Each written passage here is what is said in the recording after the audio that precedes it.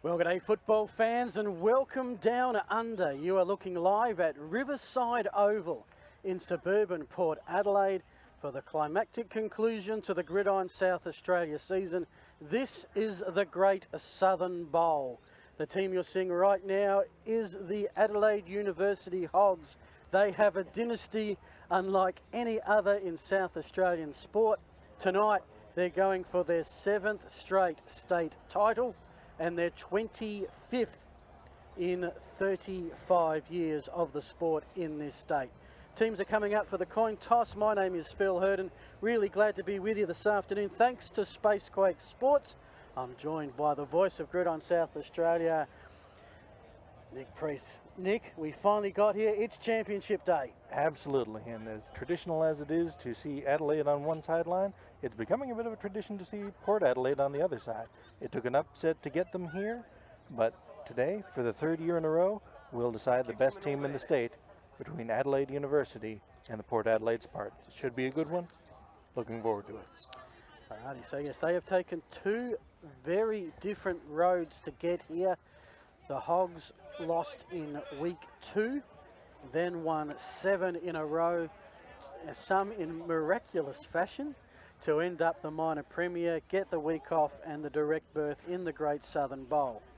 Meanwhile, the Spartans, well, they were looking for their 3rd straight grand final appearance, seeking an elusive flag. They went through the regular season 3-6. It did qualify them for the playoffs. They were huge underdogs last week, and they got up in an upset against the Eagles in the final minutes of the game. Absolutely, a miraculous end, but... Ladies and gentlemen, if you will rise, take your caps off. And we will pause momentarily. Wouldn't be a championship game without the national anthem.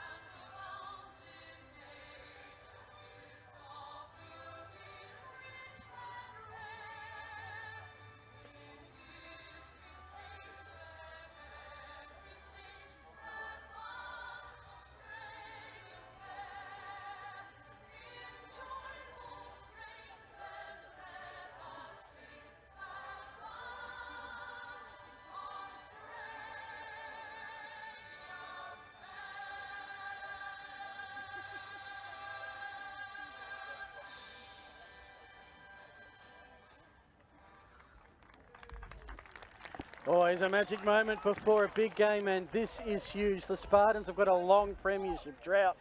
The Hogs, well, they're looking to do something. No team, I think, in at least South Australian Gridiron has done before, win 7 in a row. Nick, back to your thoughts. The Spartans, their journey to this game. Well, a lot of times the best team doesn't necessarily win in games like this. This is a game where the ball is shaped funny, it takes funny bounces, and you never quite know what's going to happen. It definitely looked like the Eagles were going to take out the spot in the Great Southern Bowl. The Spartans came away with a miraculous upset, getting the takeaways at the end and converting on a 2-point conversion to put them into the Great Southern Bowl. And this is going to be a good one. If history counts for anything over the last few years, you should almost give the cup to the Hogs now. They've won the last 2. This year they've met 3 times. The Hogs have won all 3 pretty comfortably. 2 weeks ago it was 50 points to 0. Albeit in a game that didn't mean much to either side.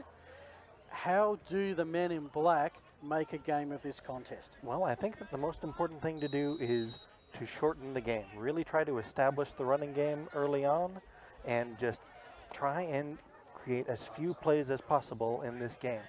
Run the ball, run the clock, and keep it short, because the fewer plays that there are in this game, the greater chance that one play can make a difference, and one play is what the Spartans will need. Alrighty, this is being kicked off and we are underway in the Great Southern Bowl. between the Spartans and the Hogs. Here comes the run back to our sideline. Evan Davies was looking to turn the corner, but the pursuit was sound by Adelaide University and shoved out of bounds at about the 20-yard line. So not a tremendous return, pretty much running a long way to get where he would have if he had taken a knee, but you have to risk these things if they're ever going to come out good. Indeed, so it will be the Spartans who have their first chance with the ball. Now the Spartans last week struggled offensive early. Their defensive line was probably what got them back into the game. Created some turnovers, a big interception, a fumble recovery deep down the end of the field, gave their offense a chance. What's going to be the key with their offense this afternoon? The offensive key is definitely going to be in the backfield. It looks like Adelaide's bringing pressure to try and stop that straight from the go, and sure enough, the key player is dropped for a loss of 2. Cecil Buckskin on the tackle of Darshan Bourne, who has been a revelation for the Spartans. Big playability, hitting up inside and outside. He is the man for the man in black, and if they are going to pull off the upset, he's going to have to pull up 1 or 2 just sensational plays. So it's Chronobun. Good evening to you and to Pommy Andrew Hercombe on the chat. If you go to the YouTube feed, look up Spacequake Sports, bringing you the coverage this afternoon. We'd love your comments. Di Francesca got the pass away whilst being hit, and we've got a completion. Shabani is able to bring that one down. Adelaide again bringing pressure up the middle, but Shabani is able to come away with it. The ball came out of De Francesca's hands very quickly, a little bit wobbly, but Shabani was able to bring it down and get positive yards out of it, turning upfield on the little out route. And that was Michael Baker with the force out on the boundary line. So look, it's 3rd down and about 4 here for the Spartans. And this is the sort of down that the Spartans really want to be in, and they're going to have to convert if they're going to be in this game. Throw for Di Francesca and incomplete. So for those that have managed to stumble across this game, how does American football work? You get the ball, you get 4 plays to go 10 yards. If you've gone 3 plays and you haven't got there, usually on the 4th you punt it away so you don't turn it over to your opponents deep in your field. That brings in the punter, which is a very Aussie thing. Plenty of Australians earning a good money in the NFL punting. And that's how the Spartans are lined up. Michael Tedmanson is right on the edge of your screen. He takes a very deep drop.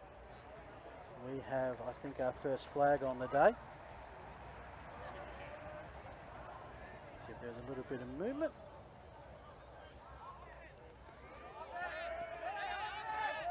So what this will do, actually, that is a big penalty, Nick, because it was 3rd and 4.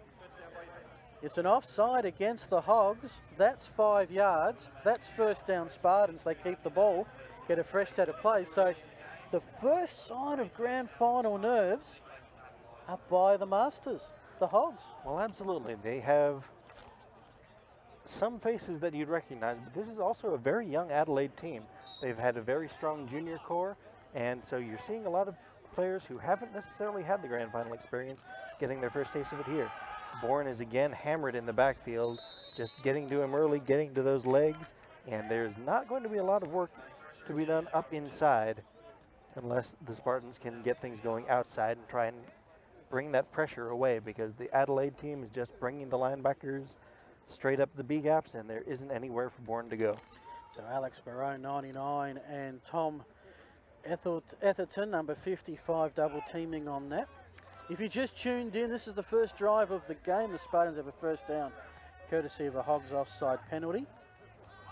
Di Francesca, the quarterback, intended for Flag down. Evans, but flag down as mentioned. So of course the Spartans, Di Francesca is their backup quarterback. Dave Webb was their starter through the season, but concussed when they last played, and this penalty is going to be against the Spartans. And here's, we'll see how our official is mic'd up here. Holding, number 52 on the offense. That penalty is declined, 3rd down. So just to explain to our viewers, Nick, the logic of why, when you have the chance to pin your opponents deep, why you just decline the penalty. Because instead of getting the 10-yard penalty, you get the loss of down. They're taking the result of the play, which is an incomplete pass. They want it to be 3rd down, and they want to get the Spartans off the field without getting them another chance to do something big. All right, 3 receivers on the right here. Again, Adelaide is bringing pressure, and it comes straight through The league MVP this year, Jaden Baez, just come through almost untouched, straight to the quarterback and just buries him in the backfield. And once again, the Spartans are going to punt, and this time an offsides penalty isn't going to save them. It is not indeed, because it's third down and about 15, I think, if I've got the yardage right. That was third down. Third down, So so this is fourth down now. Tedmanson at a warm-up, now he gets his punt away. From about the 6 is the punt. It's going to go a fair way before it crosses the line of scrimmage and heads for the sideline. Rolls out of bounds at about the 35-yard line. So that's where the Hogs will take over for the first time this afternoon. It'll be the defending 6-time premiers with the football. 0-0. Tedmanson is a former All-State punter, and so what he did there was try and kick it away from the Adelaide returner, making sure that it went out of bounds without being a chance to return. A little bit shorter than some people would actually want it to be, but in this case, keeping it away from James Rennie, number 11, is the priority, as he is a very dangerous return man. You see 2 receivers and a tight end on the right for Adelaide, 1 receiver isolated up top, and we'll get our first look at the Adelaide offense here today. Handoff straight up the middle, and brought down is Baez at the 35-yard line. Well, this will be the key. Last year, the Spartans D were passed on all afternoon. Baez got a couple of big runs. I think if the Spartans are going to stay in this contest, that D line that kept them in last week is going to have the game of their lives tonight. Absolutely, and they have the talent. They have all sorts of talent from both themselves as well as picking up some from the Oilers, who weren't able to field a team this year, but moved over to Port Adelaide for just to play this season. This time, faking the handoff, the quarterback keeps, tries to turn upfield, and instead gets shoved out of bounds right again, once at that 35-yard line. So it's going to be third and long coming up for Adelaide University. So it'll be fascinating to see how the Hogs have their starting offense. You can see Baez is there. Hasn't been used much offensively, more a case of when in need they've brought him out. The Hogs have platooned their quarterback this year, Patrick Stewart and Patrick Ryan.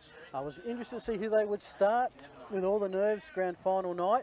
They've gone with Patrick Ryan. Absolutely, and it's interesting because this is, again, a new Adelaide quarterback. Both of them are new, moving up from the junior squads, but they don't have Whalebourne to bail them out this time with his experience. Taking a shot downfield and off the hands of Mitchell Olive and incomplete. So just like that, with all of the drama, 3 and out for Adelaide, and the Spartans could not have asked for a better result. So thus far, just the 1 first down, courtesy of that offside penalty. And just looking around Riverside Oval here, good crowd. Oh yeah. As you would expect around final afternoon, they're poured out the deck chairs. It's that kind of oval. A couple of the hills to get a little bit of elevated viewing. And weather-wise in Adelaide, absolutely glorious. Probably about 22 degrees now. It's going to be a very pleasant, balmy evening. James ready to give this one up. High snap, but is fielded cleanly, and a high kick, spiraling down, keeping it away from Lamont, who is recently recognized as the All-State returner. So keeping it away from him, but it's probably, again, a shorter kick than he probably would have intended. Being downed by Rossi, and Spartans will take over close to midfield. Well, the game, sort of as expected in a normal big match, that the defense is keying in early. It does take a little while for offenses to get into rhythm. And usually the team that can settle first offensively gets a big momentum break. Chance for the Spartans here in reasonable field position at their 34. Absolutely, and Adelaide has been off for the week. They get the bye round into the championship game, so 2 receivers each side for the Spartans. It may take them a little while for the offense to start clicking again. Quick, De Francesca rolls out, avoids hands to the face. That ball comes out of his hands all kinds of funny. Was looking for Shabani, but just falls in no man's land, incomplete, and we'll be looking at 2nd and 10 coming up. Yes, this reminds me very much of what I saw of their game 2 weeks ago, where De Francesca just has no time to set. He's going to be, he should have one of those little Fitbit walkers on, because he's going to be taking a lot of steps running sideline to sideline today, I think. Absolutely, and he's going to need to turn things up, maybe take runs to the outside, keeps it himself, but they may just need to work more and more to the outside to try and allay that inside pressure, because once again, Adelaide is showing pressure with 7 men in the box. Quick throw out, De Francesca, complete. Shabani gets it for a nice 3-yard gain, looks like. But again, not a lot of room to run there. Michael Baker on the tackle. Yeah, Mike Baker allowed the catch, but nothing afterwards. As you see the throw across there. The field here is used by the Port Adelaide Pirates Rugby Union Club during the Australian winter. It's like a little bit of a top of a roof. It slants down from the middle down to the sidelines. And yeah, the middle of the field for a gridiron season, as you'd expect, has taken a little bit of punishment in the middle, which is where it is now. Di Francesca gets the pass. Davies has made the catch. He's right on that first down marker. And he's I'm got going to it. give it to him. First down, Absolutely. Spartans. Tremendous conversion by the Spartans there, as just flagged down, but great throw, great catch, and tremendous effort afterwards to get to that first down marker. We'll see if where the flag was thrown and what it's for. Often you do see a good play called back. Well, sometimes there's a reason that it was so good, and just needed a little bit of help. Well, that one was thrown in the defensive backfield, which usually can be for The quick something hand defensive. signal Yeah. is pass interference. Pass interference, number 34 on the defense, 15 yards from the previous spot, still third down. All right, and so Shabani. Correction, Called. offensive. Shabani called for the pass interference there, and that's 15 yards. And all of a sudden, Port Adelaide, instead of getting that conversion, have put themselves in a deep hole. And it was Yep. away from the play, too. Yeah. Shabani was lined up on the other side. They're killers. Penalties can be killers, and the Spartans offense that has struggled a fair bit through the season. I think they scored less than 50 points across their 9 minor round games. They start to get a drive together, and then it's all for naught with the penalty. And penalties is really been the issue for the Spartans this year. They have the talent at a lot of the key positions, but just haven't been able to get out of their own way. De Francesca hurls it up, down the sideline looking for Tedmanson. Tedmanson brings it down. Tremendous effort by Tedmanson as he catches it right at midfield, and it will depend on the spot. This is going to be very close. I think he's going to be just short, and I think the Spartans might just go over this. Tedmanson has he's an athlete. He has an Aussie rules background, and you can see that was a beautiful pack mark, Australian style. Absolutely. Double coverage over an all-state selection at safety in Trent Hoey, former teammate of Tedmanson, but Teddy just boxes it out, goes up, gets it, and you'll see the all-Australian receiver wearing different colors this year, but still coming up with a tremendous play. He is an X factor for the Spartans if he can get open. And you can see the Hogs putting double coverage on him. That's Might the need nice, to find a third bloke now. the nice thing about an all-Australian receiver. Being covered is a relative term. It is 4th down, 4th and 1. Spartans got to get a yard this play to keep the ball. And once again, everyone is lined up on the line and crowding things early. The receivers are brought in fairly tight, and looks like we're going to have a timeout instead of a play. It was a, you can see the Spartans were trying to draw the Hogs offside again. They've already fallen for that once. But there's a flag instead in the backfield, and it's probably on the Lab Spartans. game on the offense, 5-yard penalty, still fourth down. So that you think would make it a punting scenario. Absolutely. Takes it back from midfield just inside the Spartan 40-yard line now. So right after the whistle is played, Tedmanson gets the kickoff, bounces in front of Rennie and rolls, gets a good Port punt. Adelaide roll, and is down at about the 4-yard line. So tremendous break for the Spartans. Well, that's a Tedmanson drive. He's caught the catch to bring in the midfield, and then he's done the punt that's pinned it inside the 5. And this is a chance. This Spartans, the heavy underdog, probably the heaviest underdog we've seen in a Great Southern Bowl for a while. If they are to produce the upset, they have to make the most of their opportunities, and they have one right here. A young Hog offense that hasn't got into rhythm just yet, backed up against their goal line. Absolutely, and last week in pulling off the upset against the Eagles, the Spartans did force a fumble deep and got the ball in the red zone. If they can get another one here, they could get the first points of the game. Adelaide lined up, Baez in the backfield, league MVP this year. Motion to man across, Handoff Baez, follows that motion man across, and is giving up ground. Turns up the corner and tremendously lucky, loses a shot there at the end, but looks like he stepped out. We will get a spot on where exactly that was.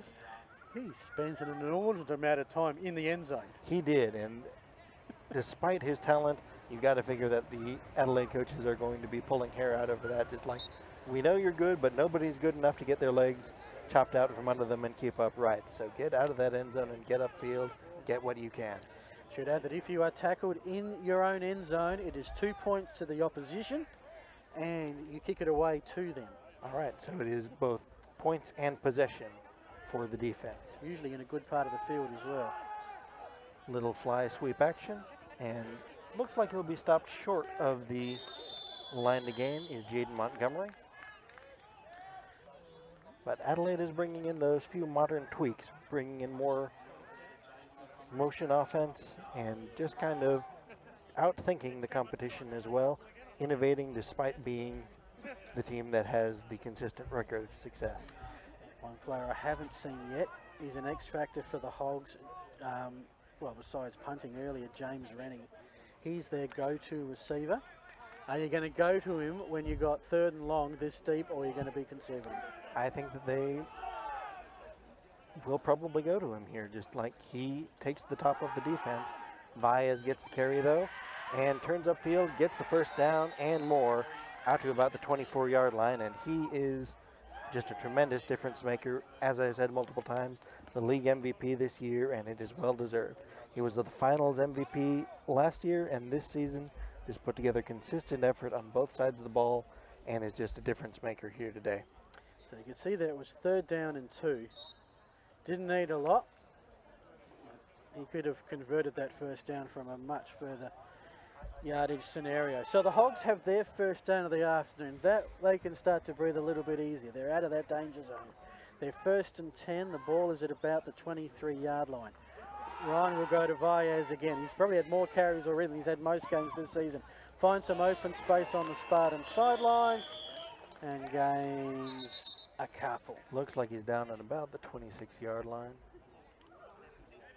Possibly the 20. We don't always have the best angles of these things, but just deep in the backfield and just has to do a lot of work to get back to the line. Number 70 on the offense, 10 yards from the previous, still first down.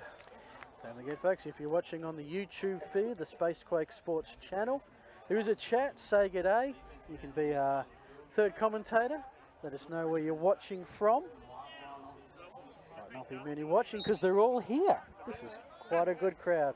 Absolutely. I think certainly more than last year, which is good to see. 35th season of Gridiron in South Australia, and I think a lot of the old timers have come out just to see who will be crowned this year's champion. So 1st down and 20 after the holding penalty. High snap, but fielded and almost got hands on it. Guess who? Rennie gets the reception and gets the first down out to the 40-yard line. And all of a sudden, the Hogs are cooking. Consecutive first downs. And now you start to have to breathe a little bit heavier if you are a Spartans fan. So they're certainly in the danger zone now. They're in midfield. And for the observant, you would have noticed that there's only 10 yards from one 40-yard line to the other. That's because this is a 90-yard field, not the regulation 100. That's how we fit in the goalpost with a rugby union field at the back of the end zones.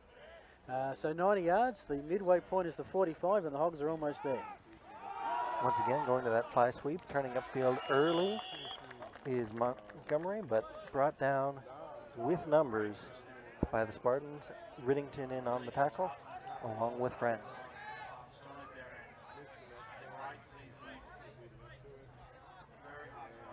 Yeah, the Spartans have got that fly sweep worked out. And just to show the depth of Adelaide University, they checked in an this year's all-state running back to relieve Last the year's MVP. league MVP this year. So deep and talented are the Hogs this year. They are. They have been a standout team for a while this year in particular. As they go to the far side, there's Rennie, makes the catch, first down, run down the sideline. He's still in bounds. Bounces off one. He's into the end zone. And there is just a back-breaking touchdown. Rennie just gets into the open field, and a couple of times the Spartans had a good line on him to push him out of bounds. And Figuera in particular looking for the big hit and came away empty-handed.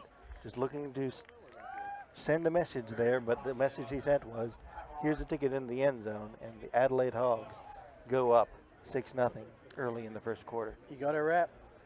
You got to wrap. It's that simple. Coach, you got to wrap him, don't you? Absolutely. Go low, go for the legs, get him out of bounds. Do not give him an opportunity. And sure, you may send a message that you're a big, tough guy, but... Meanwhile, the extra point attempt. Wasn't sure if we're going to see any kicking tonight. We have. The attempt from Mitch Olive is a little on the low side. If you're new to the American football, let me tell you that kicking here can be an adventure.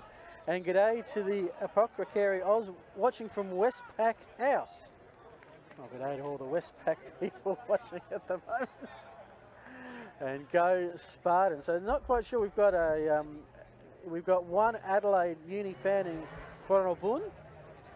Just worked out we've got a touchdown. We've got a Spartans fan, so even numbers on the chat at the moment. How important now is it for the Spartans to respond quickly? They can't let this blow out. Well, it's not necessarily that they need to get a score right away, but they need to get their offense on the field for more than 3 plays. They have to get a first down. They have to get some consistent pressure. They can't give the ball back to Adelaide right away. They don't need to score. They don't need to take the lead. They don't need to tie, but they need to give their defense a little breather and get a chance to get their heads around now trailing for the first time today. Yeah, 86-yard drive, probably about 7 plays, capped off with a 49-yard pass, I would say, to Rennie. And Adelaide ready to kick this one off. Mitchell Olive drives it. It bounces into the arms of Lamont, who takes it upfield. Kabang! And gets out with a few things. Lamont is State Returner of the Year. Was selected that earlier just yesterday. So congratulations to him, and good to see him giving that little shot there. So a little bit more toughness than you'd expect from the speedster, Lamont. Who taught him that, Coach? Well, I don't want to brag, but Should Dad just, so for pure total transparency, Nick, you're our former Oilers coach, not the last couple of years, but you know quite a few of these players in the all-rig helmets, of which there are players on both sides reasonably well. Absolutely. So once again, Adelaide showing pressure up the middle. De Francesca throws out, but this one is low, was looking for Davies, incomplete, and we'll be looking at 2nd and 10 coming up. But yes, the Oilers were unable to field a team this year, so you will see players on both teams wearing those navy helmets. Paul Muntz for Adelaide is really the continued Oiler who's taking it over there. But the Spartans are littered with Oilers. 2 receivers each side. De Francesca drops. Has a little bit more time than usual, but that one was incomplete. Thrown behind his receiver, was looking for Martin. But unable to connect there, and we'll be looking at 3rd and 10, and not the situation that the Spartans wanted to be in here. 0 for 3 on 3rd down. 0 for 3. Yes, and when it's 3rd and 10, which it is on this occasion, the odds are not great. So we're heading towards the latter stages of this first quarter, 4-quarter game. The quarters are 12 minutes, normally NCAA or IFAF rules. See Francisca pops that up and over the head of Tedmondson. So just for those who, let's say they're on a diet of NFL, and Gronabun makes the mention, it's nice to watch some Gridiron in the evening and not 7 in the morning. Well, absolutely, and unless you want to watch the University of Hawaii, this is really the only game in town, and we're certainly glad that you've joined us. We are probably the biggest Gridiron game on the planet right now. Oh, absolutely. As we speak. We're the biggest Gridiron game on the planet every time we kick off. That's my opinion.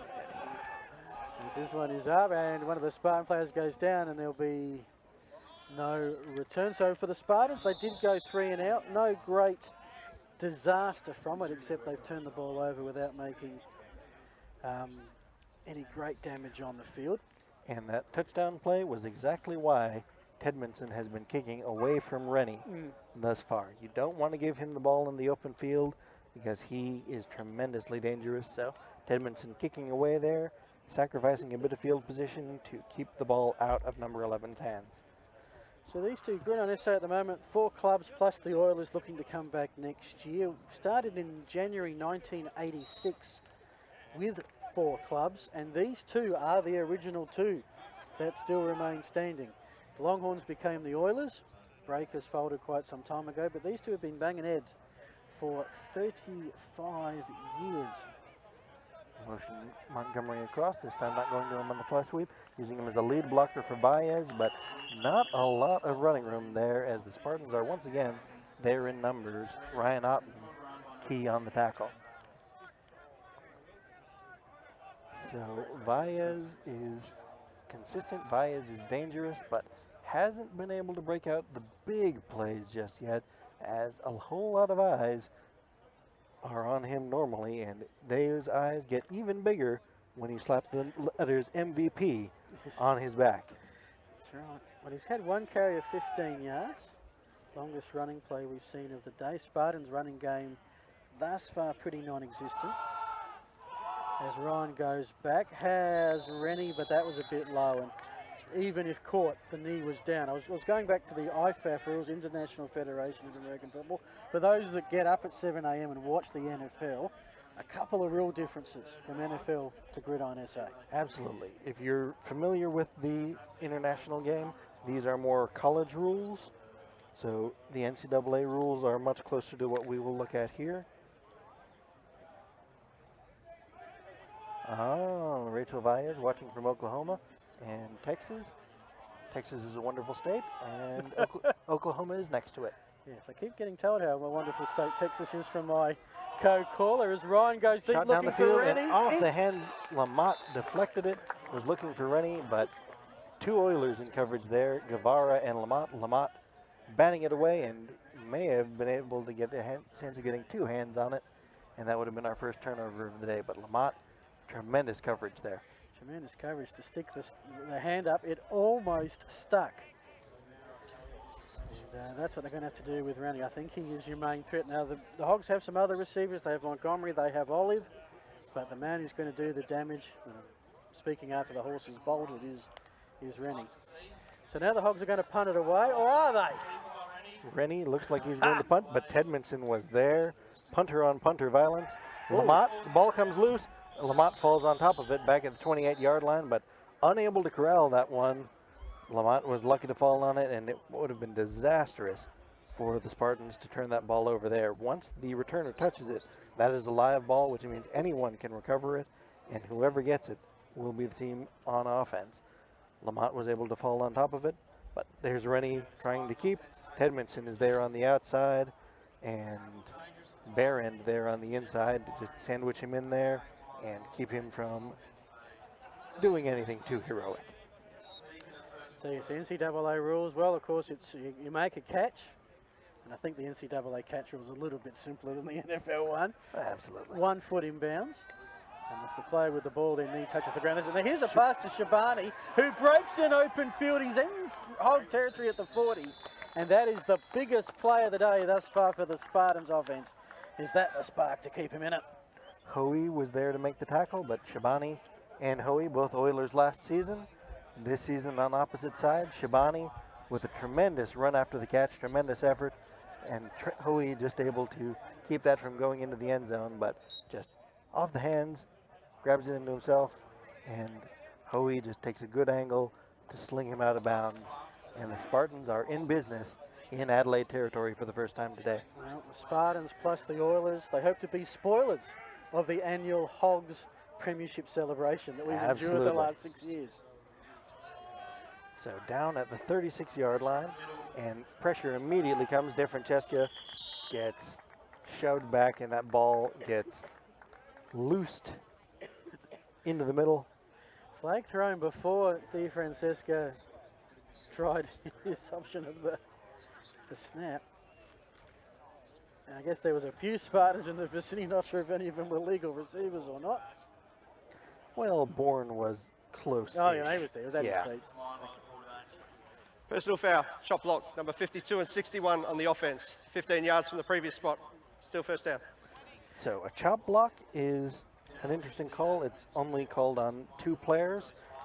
It is a very dangerous play where an offensive lineman will engage one player high and another offensive lineman comes in low.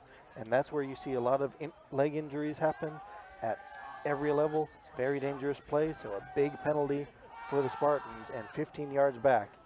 Looking for Martin there, incomplete. And again, the good work done to get into Hogs territory, undone by a 15-metre penalty. Oh, it's just backbreaking, and the Spartans just cannot get out of their own way. As we said, very talented team, lots of talent on both sides of the ball, but the mistakes just have cost them over and over again, and it may cost them a title here today if they can't get it under control. 4 penalties already on the Spartans. And they've been for big yardage when their offense has actually shown a little spark of life. This actually probably has been one of their better offensive efforts in the first quarter we've seen in some weeks. Absolutely. Bourne on the carry there, Buckskin on the tackle. Not a lot of running room there, as once again, Adelaide is just cramming that middle with bodies. So the Spartans are going to need to get to the outside if they're going to get a running game going. And that looks to be the end of the first quarter. Well, this time last year, I think it was 13-0, 19-0. The game was all but over. Not quite so sure about this one. If you watch the preliminary final, you can go onto the Spacequake Sports website, Spartans v Eagles. You would have seen the Eagles absolutely dominate the first half of the first quarter, and we thought the rout is on by the heavily favoured men in purple. But the more the game went, and the fact the Eagles didn't put the Spartans away, Spartans grew into the game. Absolutely. They have a lot of young bodies and just don't know any better. They don't know when they're out of it, and they will keep fighting to the end, and they will have a chance in it as long as they don't get buried too deep here early. Well, they've suited at least 30, just doing a quick sideline count, and that's probably more than I've seen in most Spartan games. Of course, this is an amateur game. You pay to play. People have lives, work, family commitments, so they don't get to come and play every game. But of course, if it's a championship game, well, you probably try that little bit harder to make sure you're here. Absolutely. And Spartans don't have all the depth that they've had in some previous years, so need to keep everybody healthy and get to the end here. Keep it close and try to steal it at the end. Third down coming up. Spartans have not had success on third down yet. They're putting it up to the air. Looking for Tedmondson. Tedmondson would have been able to bring it in at about the original line of scrimmage, but just nothing there over the head of Tedmondson, incomplete. That was there on the coverage if Personal foul, roughing the passer, 45 on the defense. 15-yard penalty, automatic first down. So Buckskin called for roughing.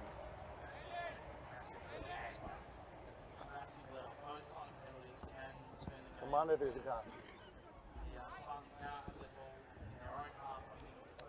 So we've actually seen the Hogs give the Spartans 2 first downs by penalty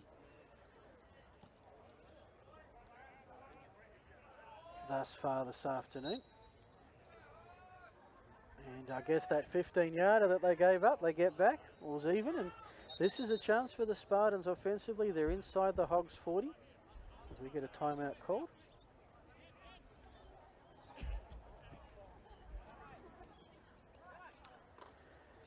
I apologise, folks, we've lost a little bit of... No, we're all good? Okay.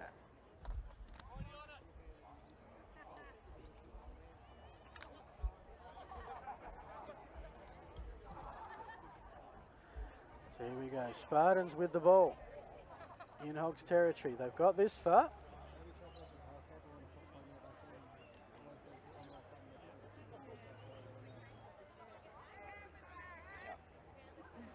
So that roughing penalty is an automatic first down. So despite the fact that 15 yards was not enough for a first down, the roughing the passer since it's a personal Yeah. foul, is attached with an automatic first down.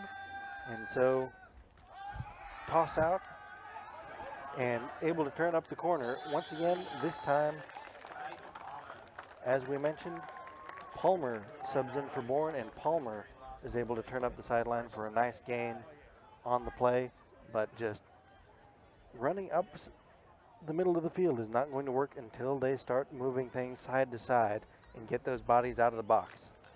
They've actually done reasonably well on this one. They've gained about 9, and this is a 2nd down and 1 situation for the Spartans. You like 2nd down and 1s because it gives you options of what to do. You've got a down spare. If it's just going to go for the pass, it's going to be incomplete. And it's going to be 3rd down and 1, which is probably a more critical one to convert. And let's see how the Spartans go on a short yardage run situation. Absolutely. The Spartans have been looking at 3rd downs and long throughout today, but this is one where they really should convert, and they have the best opportunity to do so of the day. 3rd and 1. Timeout's been Timeout called. to the Spartans. This is their first out for the half. So if you're enjoying the coverage on Spacequake Sports, good to see we've got some viewers all over the place this morning. I'm just trying to think about what time it is in Oklahoma, or Texas. You would know this, Nick. Not off the top of my head. 7:30? No, it would be earlier than that. It would No, probably it's be about 7:30 4 here. yeah, it would be 5 4 in the a.m. morning? 5, 2.5 hours back? Yeah, 5, 5, okay. 4, just very, very early in the morning. So nice to see them waking up early to watch our games instead of the other way It's the around other way for around. me in the NCAA. Yeah, so you're very into Texas Christian University, the Horned Frogs. Absolutely. In fact, if we had a picture, you're all decked out in the purple, as expected. Always, despite not having tremendous success. Year-by-year proposition, I guess. College football, of course, what do we have today? Oregon beat Utah in the Pac-12 championship game. And then there's a whole bunch. I think there's about 7 different championship games. Absolutely. Tomorrow. Championship Saturday, and will be tremendous ones. LSU, Georgia. So all of a sudden, Oklahoma and Baylor may decide a playoff spot. Go Oklahoma. Well, Cronenbund's watching it. Says it's Warren 3 checked a.m. in to the backfield here as we look at 3rd and 1.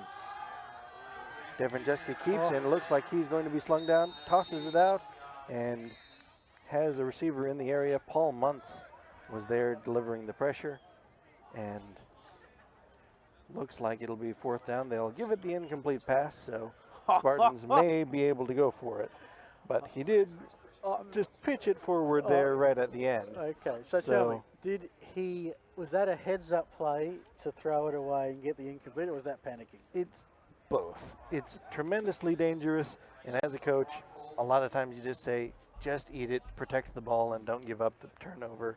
But when it works out, if you can throw it away safely, then by all means do it. But safety is the key. 4th and 1 coming up for the Spartans, and once again, unable to convert on 3rd down. Yeah, well, 2nd down for that matter. And they haven't gone to Bourne yet. They have not. Which is interesting. If you think the Spartans of, say, 2 years ago when they went undefeated and lost this game in overtime, they would run it down your throat at any conceivable opportunity. Absolutely, but Bourne fighting for it. It's going to be close. Indications are he's got it, and that's a relief for the Spartans. You don't want to get 2nd down and 1 and turn it over. So keeps the drive alive, and they are making a case here. Just checking where this is going to be at. That's at the 20-yard line now, 1st and 10. So, tremendous break for the Spartans. They need something here in the worst possible way.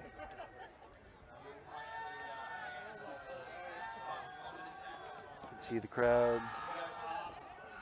And Valles drops Loose Francesca. Ball comes loose. Hogs and ball. Hogs are on top of it. Thomas Rose on the recovery.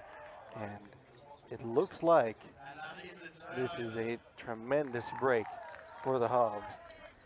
Just Baez came in, DeFrancesco was unable to hold on to the ball, and all of a sudden, a promising drive for the Spartans turns into disaster, and Adelaide ball close to midfield. Yeah, that was their best drive in about 3 weeks, I think. Of course, they did win last week, and sorry if we're sounding negative. Their offense scored 2 touchdowns and a 2-point conversion, but they were sort of gifted field position on those 2 scores, both inside the red zone. And the week before that, against the Hogs, they were shut out. Did actually have a win this season against the Eagles 6-0 without scoring offensively, either team. That was on a defensive turnover. But it's Hogs with the ball now. And a bit of dust as they go for the carry. Baez gaining about 3. And we apologize for any issues in commentary right now. We are monitor free, and so we're seeing what we can see through the wave of bodies on the Spartan sideline.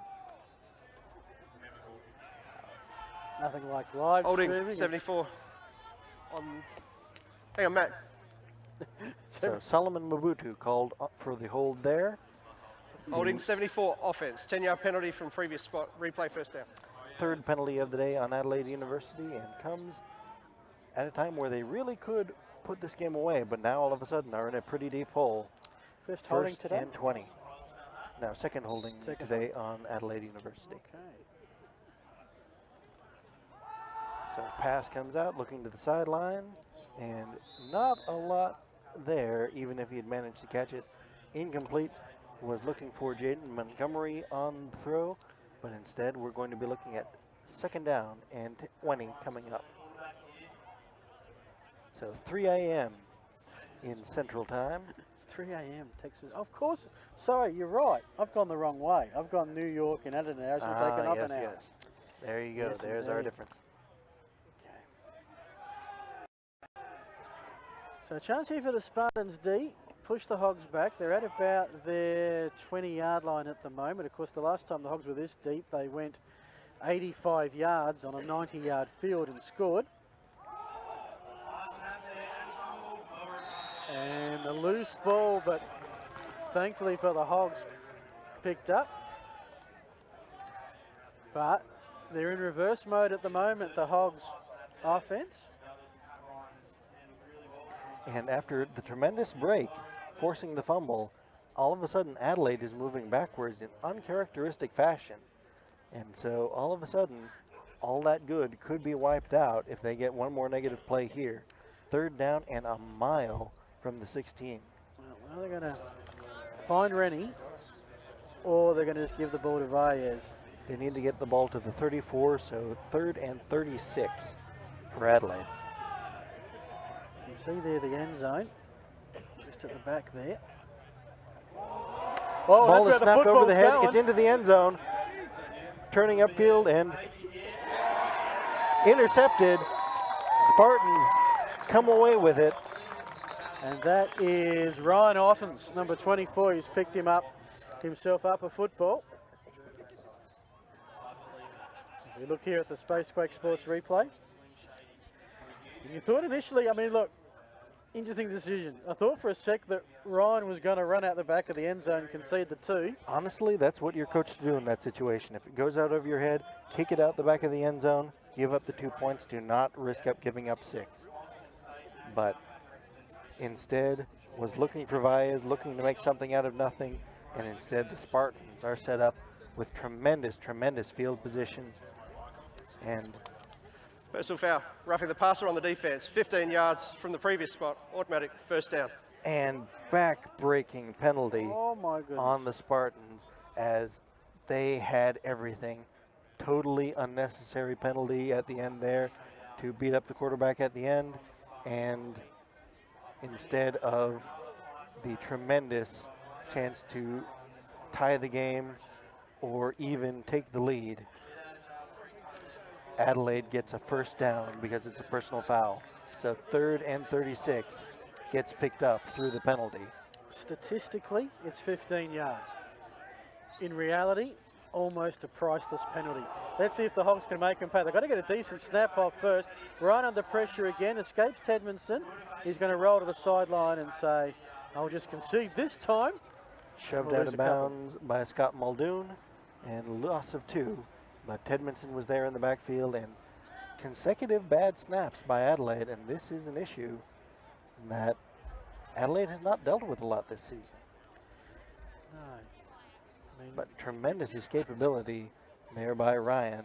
Just through the season, there isn't a quarterback currently in the league who starts under centre. They're all in the shotgun. well, for the Spartans they do sometimes. Oh, okay. That's true. Spartans, of course, on a backup quarterback at the moment. 2nd down and long. So Bajiramana in the backfield, surveying the field, plenty of time this time, good protection, and complete down the field. Breaks the tackle, ball almost comes out. Lamont was there, but Liam Bunn coming through with a tremendous reception and managing to hold on to it. And that was, again, one of those plays that could have gone the way of the Spartans, but instead get the break. You see the ball bounce out of his hands there for a brief instant, but there's the bobble, but Lamont unable to bring it in.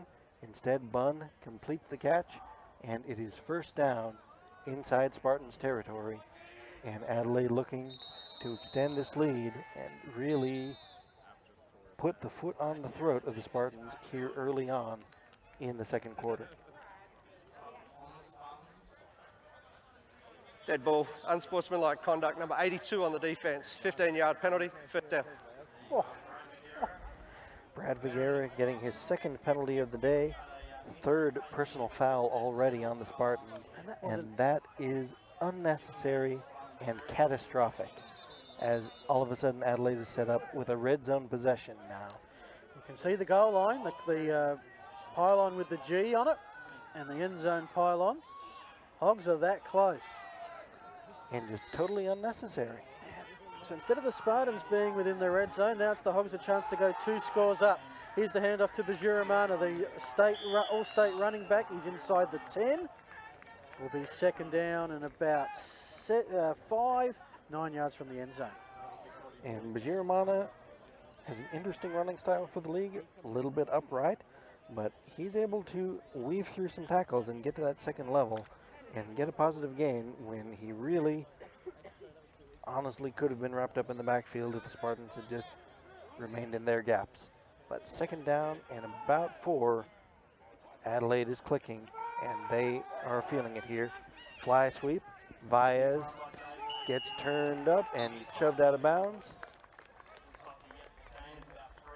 Viguera, guilty of the personal foul, but also guilty of the touchdown-saving tackle there, getting Baez out of bounds on that fly sweep. Well, you learned from the first one, you've got to come in and wrap. Also there on helping on the tackle, probably getting there first was Jaden Casbara. He was he had the key moment last week. The interception in the 1st quarter, ran it back about 30 yards, set up the Spartans for the score that tied it and just gave them hope early in that contest. Absolutely, and just the psyche comes into this game so much. And so one play can really turn things around, even if it's not a score. Once again, Jaden Baez motions across, hand off Bajiramana. Bajiramana follows Baez and follows him straight through the end zone, through a wall of Spartans. Touchdown, Bajiramana, and the Hogs go up 12-0 with the extra point yet to come. Huge drive, back-breaking drive. In Gridiron SA over 35 years, once you get 2 scores up, you don't see too many comebacks. It's true, but sometimes when you have seen those comebacks, they've been in games like this, in Great Southern Bowls, where teams just have... It's usually by the team wearing the maroon and white. That's the well, problem. I wasn't going to mention that part. But all right, 2nd time, kick is up and has the height straight through the uprights this time. No worries. So 13-0 is the lead. Adelaide out in front here in the 2nd quarter. Spartans, their offense hasn't seen the ball in a little while despite a couple of opportunities. And now we're getting to the time where we need to get some points on the board for the men in black. Correct. That is a backbreaker, and the only way to respond is to put a decent drive together and get some points. And you're going to go into the half, which we're probably midway through towards the latter stages of the second quarter. You want to be within one score. Especially because Adelaide is going to receive the second half kickoff. You read my mind. Hogs won the toss, deferred until the second half, as is the norm these days. And the reason that they do that is so that you get a chance at the extra possession. Here you see there have been some turnovers, but if the Spartans go 3 and out, Adelaide gets a drive to end the half. They get the ball to start the second half. They get the extra possession that way that they wouldn't have otherwise if they elected to receive. Kick up and through the end zone. Touchback, and so no chance for Lamont to return there. Spartans will get it from the 20-yard line and need to drive the length of the field to put something together. They do indeed. So this season, 4 teams played. Team played 9 games, 3 round robin series. The Chiefs finished with a 1-7 record. They are eliminated. Spartans played the Eagles, second versus third. Spartans winning 14-13, I think. And Hogs with an 8-1 record. Well, the Eagles were 6-3. Had their chance at the minor premiership, but blew a late lead to the Hogs in their deciding match late in the season. And the Hogs 8-1. Once again, the direct berth. I can't even remember the last time they had to go through the prelim final. As the last vestiges of sun. It was 3 years ago. Of course it was, when the Spartans were minor premiers. That one is Different batted Jessica away. was looking for Martin, it looks like. Muncie, There's one of Paul you. Muntz, feeling very happy about himself and his accomplishment in batting that ball away. There's one of your all the boys in Hog colours. It is, and he is feeling very good about himself after getting the hand on that one, as well he should. So you see the angle from the sideline. Bourne stepped up there to block, but Muntz was able to come off that block. So Euler on Euler blocking, but advantage Muncie. DeFrancesca stumbles and slips. Once again, as this is NCAA rules, he doesn't have to be down. Once a knee or buttock hits the ground, it is play over down where he is. You can see the clubhouse in the background there. We are playing at Riverside Oval. It's in suburban Port Adelaide, the home of Gridiron SA for the last 3 seasons. It has a very pleasant environment about it. Surrounded by gum trees. It's very arsy. Ooh, I like the way you said that. Once again, Adelaide showing pressure, but they back out of it. Bourne gets the toss, has the corner, and delivers a huge hit to Hoey there. Hoey was looking to deliver a tremendous blow there. Instead, Bourne delivers the blow and very close to that first down. Because Hoey is actually converted full Hog now, but he's a former Oiler as well. So He is. that's a teammate versus teammate sort of Absolutely. scenario. We're seeing Oilers all over the place in this grand final. It's the Oiler Bowl. Well, I wouldn't call it that because I have to be impartial, but it might be that way in my heart. Fair enough. Well, it's 4th down and 1. Now, this is an interesting. Well, yeah. Spartans could have gone for it. I think they probably made the wise choice at this end of the field not to. Absolutely, but the Spartans, having Tedmanson back there, he could keep it himself. That's not Rennie a bad is able to center. field it and take it at the 25-yard line. Tedmanson is one of the more electric men in the league when it comes to having the ball in his hand in the open field, but the Hogs kept people home. They had both, again, double Oilers, Muntz and Hoey up there short to make sure that it didn't turn into a big play. And kudos, that was a fairly much more of a line drive kick. It wasn't your traditional high punt, but the Spartans' punt coverage was there pretty quickly. Absolutely, Including- Davies there in coverage. Yeah.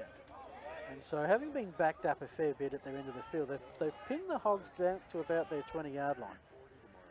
So, See if their defense can get a stop, get a They- turnover, but they at need least don't give up a big play here. Don't let anything behind you. Hand off for Giramana. Giramana gets a nice run, but fortunately for the Spartans, the clock will roll and greaten their chances of getting out here down just 2 scores. this is the critical drive. If the Hogs take it down and score, you can call the engraver and start work on the premiership plate that goes on the cup. Well, the nice thing about this sort of matchup is that you can put Adelaide on there just from the bat and just put Port in front if something happens for the Spartans, but University behind it if the Hogs come away with the win. So you've already got the Adelaide on there, so you got time. Hand off Bajiramana. Bajiramana takes it out and tripped up. Tremendous open field tackle there as Bajiramana gets into the open field, but again, tackling low, pays off. Hogs get a first down, but the clock will continue to roll. Tedmanson got pushed in there, boxed in, and that made Bajiramana able to turn upfield for the first down. You see what the Hogs do in the second half. They have platooned their quarterback and their starting running back. We haven't seen Patrick Stewart yet. We haven't seen Alex Rossi yet, the running back. Will they go to those two in the second half, or will they actually say, this is a championship game, you've had all season to audition, you're our guys for the whole game? Well, it's going to be interesting because, again, it all comes down to field. Throwing downfield, has a man, it's Rennie in the open field. Goodbye. Guevara is unable to catch him, and Rennie takes it for the score, and things are looking that certain side of crimson. Second long distance touchdown pass from Ryan to Rennie. It's left the Spartan pass defence at 6s and 7s as the Hogs score 6s and 7s. It's 19-0 with the conversion to come. And this is the hole that the Spartans didn't want to be in and cannot be in. They're going to have to be very aggressive and take some risks in the second half because it could turn into a blowout, but they have to get something going. Kick is up. This one looks good, and it is. There's the signal. And 20-0 is the score here towards the end of the second quarter, end of the first half. Adelaide will receive the second half kickoff, so the Spartans may take some shots here just to get something. A pass interference to get a first down, a big play to Tedmanson, just something needs to happen for the Spartans to get that spark to feel good and keep their heads up going into the second half. Yes, and the apocryphy Oz says, wasn't number 11, Rennie, the one who ran rings around the Spartans a few games ago? Pretty much he runs rings around everybody that he plays. Absolutely. Rennie is just dynamite once he gets the ball in his hands, and the only way to really stop him is to stop the ball from getting into his hands in the first place. And this is where the Spartans needed to keep people deep and keep the ball from getting behind them. Rennie is not going to be caught from behind by anyone on the Spartans team. Olive with a long distance kick. This time Lamont's going to be able to pick it up at the goal line and run it back. You can see the wedge form there. Tries to find somewhere to go, and he's still going. This is going to be a good run back. When you get past the first line of attackers, you know you've done well. Spartans will start off in pretty reasonable territory. Under the pump. Absolutely, and that's one where Lamont might have just let it go into the end zone, might have taken a knee and taken a touchback in a normal situation, but now trailing 3 scores, you need a big play and go to the all-state returner, see if anything can happen there. Gets the ball out to about the 31-yard line, and so the Spartans have decent enough field position, but need something here before the half to start feeling good about themselves once again. See if they look for Shabani or Davies here. Yes, they've had the one turnover. Pressure comes, toss out Bourne. Bourne cuts upfield into the secondary. Over Hoey, flag down late. Has the first down, does Bourne, but let's see what the flag is. Flag came in from the secondary, so no real telling what the play is going to be. Generally, if it's the back judge throwing the flag, it's going to be a hold, but in this case, it could be anything. It usually is. They'll wave it Oh, off. nothing. It could be anything. Instead, it's nothing, and the Spartans get the first down. Bourne getting that big first down, and that's what we've been needing to see. Bourne getting the runs to the outside. Did we talk about last week? Well, And waving a flag off? no, I don't think that we Okay. need to do that for any Eagles viewing. But Bourne just tremendous in the open field. Hoey was very skillful in getting those hands down as Bourne had stuck that hand down to escort him away. Right at midfield. DeFrancisco with the pass intended for Davies, incomplete again. I think a lineman got a hand in there somewhere. Absolutely, and just you can feed Bourne, but in a situation where you're starting to trail more and more, you need to get bigger plays and you need to go to that passing game. And the Spartans have struggled all year, no matter who is under center, throwing the ball thus far. Spartans' game is run the ball. Doesn't work well when you're down 20. That said, we've still got a full half to go. So 2 receivers each side for 2nd and 10. Bourne again in the backfield, and Adelaide brings the house. DeFrancisco pumps. Davies, the intended receiver, number 36, Brody Coldwell in defense there, and he delivered a blow to keep that one from being complete. See Coldwell there. Spacequake Sports, it is great to have them here for the final series, and they bring some different angles for us to look at. But usually they're very good at picking up where the ball is and giving you a good insight, almost like you were standing on the sideline yourself. Absolutely. So 3rd and 10, interesting play call coming up. Bourne, that pitch out the end, and fights his way through 3 tacklers before 4 Hogs eventually bring him down. Gain of 1, but that was disaster as the Hogs read it, were ready for it, but that time Bourne just did all sorts of work just to get back to the line of scrimmage and pick up a yard. Yeah, it is hard work. So 1 tackle, 2 tackles, 3 tackles, 4 tackles, 5 tacklers come in, and Bourne still gets a yard. That's the kind of effort that you get from Bourne, who is the X factor for the Spartans. You can see the penetration from the Hogs D. Multiple numbers in the backfield. The punt, Tedmanson gets it away. This one headed for the sideline. Will go out of bounds again inside the 20. So the Hogs have definitely had to start quite a few of their series deep in their own territory. Absolutely, and the Spartans have taken some advantage of that, but have also given the Hogs too many opportunities with personal fouls, dumb penalties, bailing them out, because this could have been a 6-6 game if not for the roughing the passer call there. And now it's all Adelaide, but one little balance, one decision gets made differently, and this could be the Spartans' game. Just gone 8 o'clock local, and the sun is just about to set. The lights are on and will start to take their effect. We'll see what it's like. We have had a couple of night games here. We'll see how it goes with the stream as we go along. But Ryan hands off. This is Bajiramana again, and yep, they build those jerseys tough here. As it was Jaden Kasbara who comes across and makes the tackle.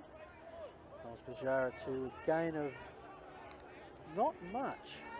So this is a situation where Adelaide is pretty content. They don't want to risk turning the ball over and are just happy to take a 3-score lead into the half, knowing that they will get the kickoff to start off the second half.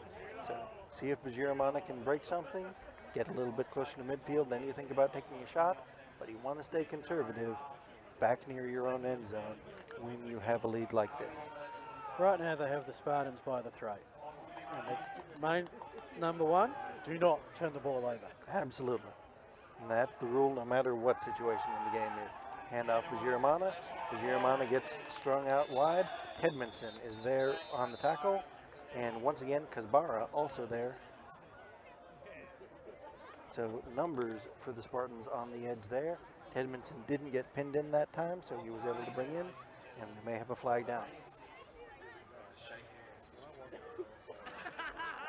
The 3 scores thus far, 2 long, another waved off. So 2 flags waved off here. 2-minute warning, 2 minutes remaining. So 2-minute warning, clock will stop. So the Hogs will look at 3rd down, I believe. So both teams start each half with 3 timeouts. I believe the Spartans used 1 earlier. Don't recall the Hogs using any.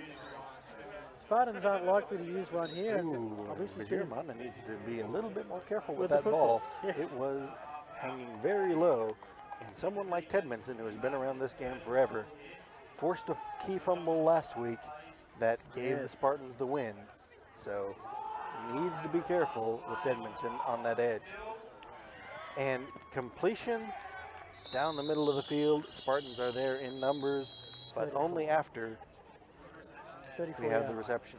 So first down, flag down in the backfield though, and this could be another hold on the Hogs. Which could, half distance to the goal, push them back to, backed up against their goal line. We wait for the signal. We do. We're prejudging. Illegal procedure on the offense. 5 men in the backfield. Penalty, replay 3rd down.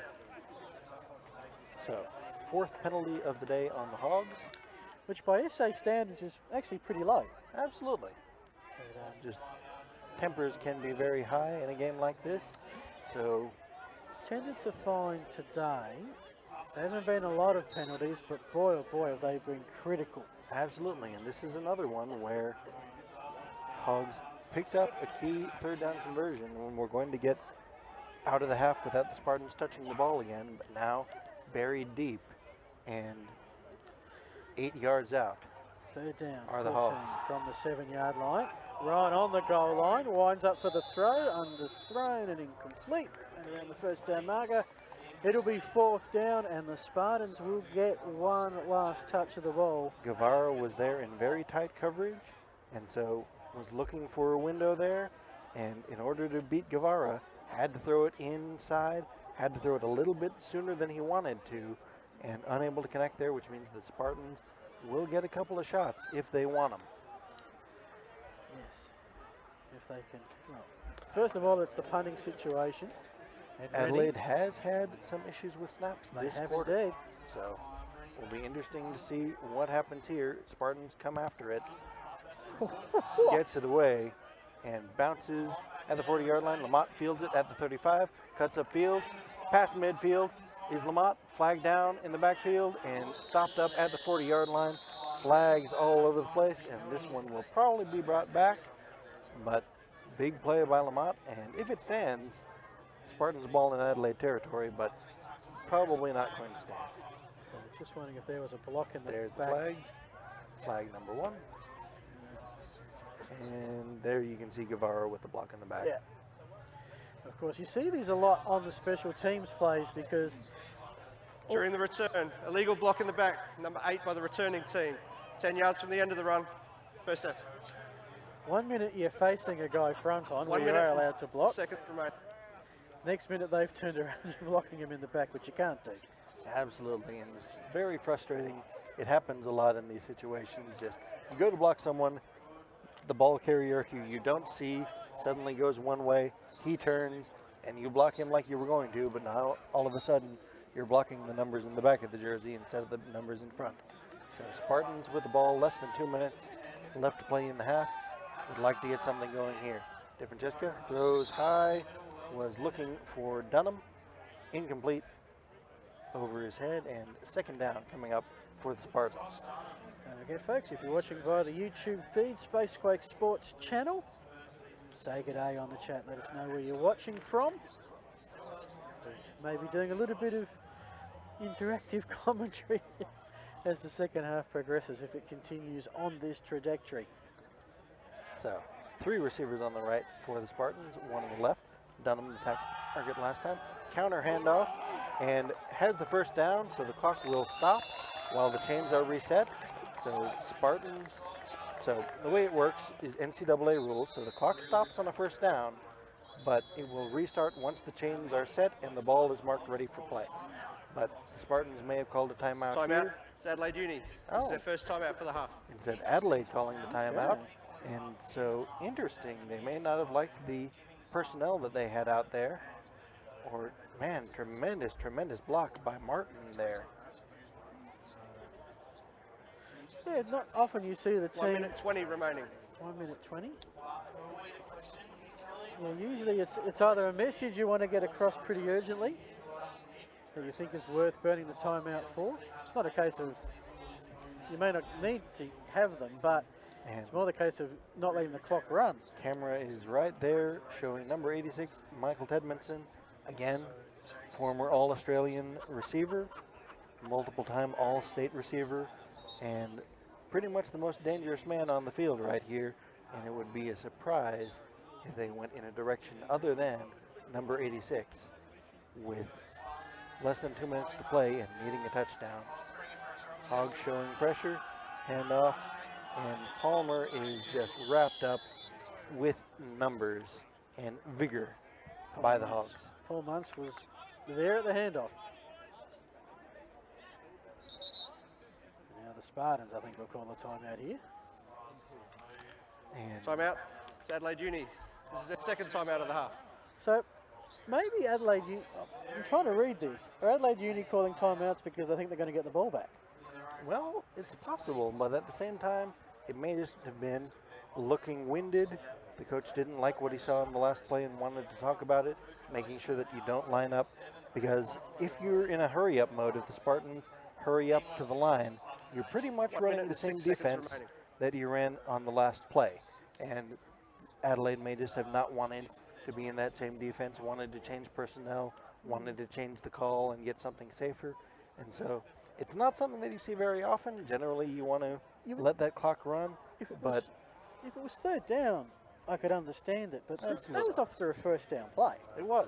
And so is an interesting thing. I'm not really sure what the thought was.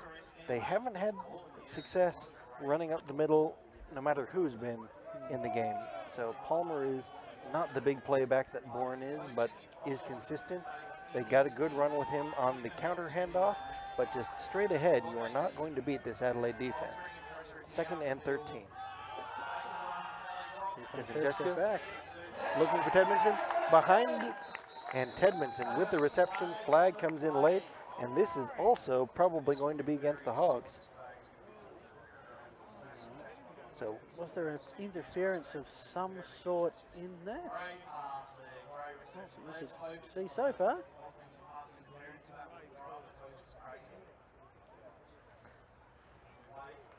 just Hoey may have gone high at the end there. Not really sure what the call is going to be. Pass interference on the offense, number 86. Oh, 15-yard penalty, replay 2nd down. back breaking. Oh, gee, well, there's obviously something we missed. I didn't see pass interference. It may have been before things happened. Tedmanson is very sly, knows all the tricks. So just Okay. dubious. But the call is what the call is. It's not the NFL, so you can't review it. So instead of 1st and goal, or 1st and 10 in the red zone, Oh, my Spartans goodness. get drilled. Baez has laid a Baez. hit. And the signal was Adelaide ball. Well, the ball came out on the hit. Alex Barone just mopped up. Watch this, folks. Ouch. Ball came loose, and the initial signal was Adelaide ball. And that could be catastrophic for the Spartans. Yep, that ball came loose. Just checking DeFrancisco. Has he got up? Yeah, okay. So less than 2 minutes left, about 1 minute remaining, and Adelaide has the ball. 52 seconds remaining in the half. 52 seconds left in the half, and Adelaide gets the ball at the 26-yard line. Wow. The Hogs coaching staff profits because they've called the timeouts. They've saved the clock. They've got the ball back in excellent field position, and they've got a chance for one more score. That pass interference penalty on Tedmanson is the difference here. And so Baez motions out of the backfield. Empty formation for the Hogs. Looking Baez's way off the hands of a Spartans defender, incomplete. And that would have been a tremendous break the other way because there was nobody, absolutely nobody in front of Zalato there. And so if he had managed to make that catch, it would have been people running from behind. No, correction, it was Kazbara there. Had the ball go off of his hands. and Would have been a pretty spectacular it would have been a interception. spectacular interception, but if he had managed to bring it in, there was nobody, and he was going to have Baez chasing him down from behind. I think, unfortunately, to make the interception, he was going to have to jump, and he would not have recovered from that. To And get back up. Baez dropped by Tedmondson and company. Barron got the first contact. Tedmondson cleaned it up. Big size difference between Tedmondson and number 77, Gavin Jones.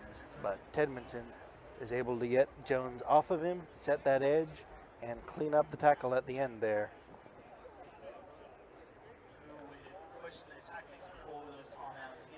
So 3rd down. Spartans D has done all right, having conceded, having come on. They were probably all ready to go for the halftime break. And the Hogs take a knee. Well, that's interesting. So, Okay. there is your score at the end of the first half. Adelaide out in front, 20-0. Spartans have shown some life, have shown some sparks, but have committed penalties. And if they can clean things up in the second half, they can get back in this game. But Adelaide in a dominant position right now, 20-0. Alrighty, we will take a break. Thanks for watching. Don't forget to comment on the YouTube feed. This is Phil Hurd and Nick Priest and the Spacequake Sports team bringing you the great Southern Bowl. It's half time. Adelaide Uni 20, the Spartans 0.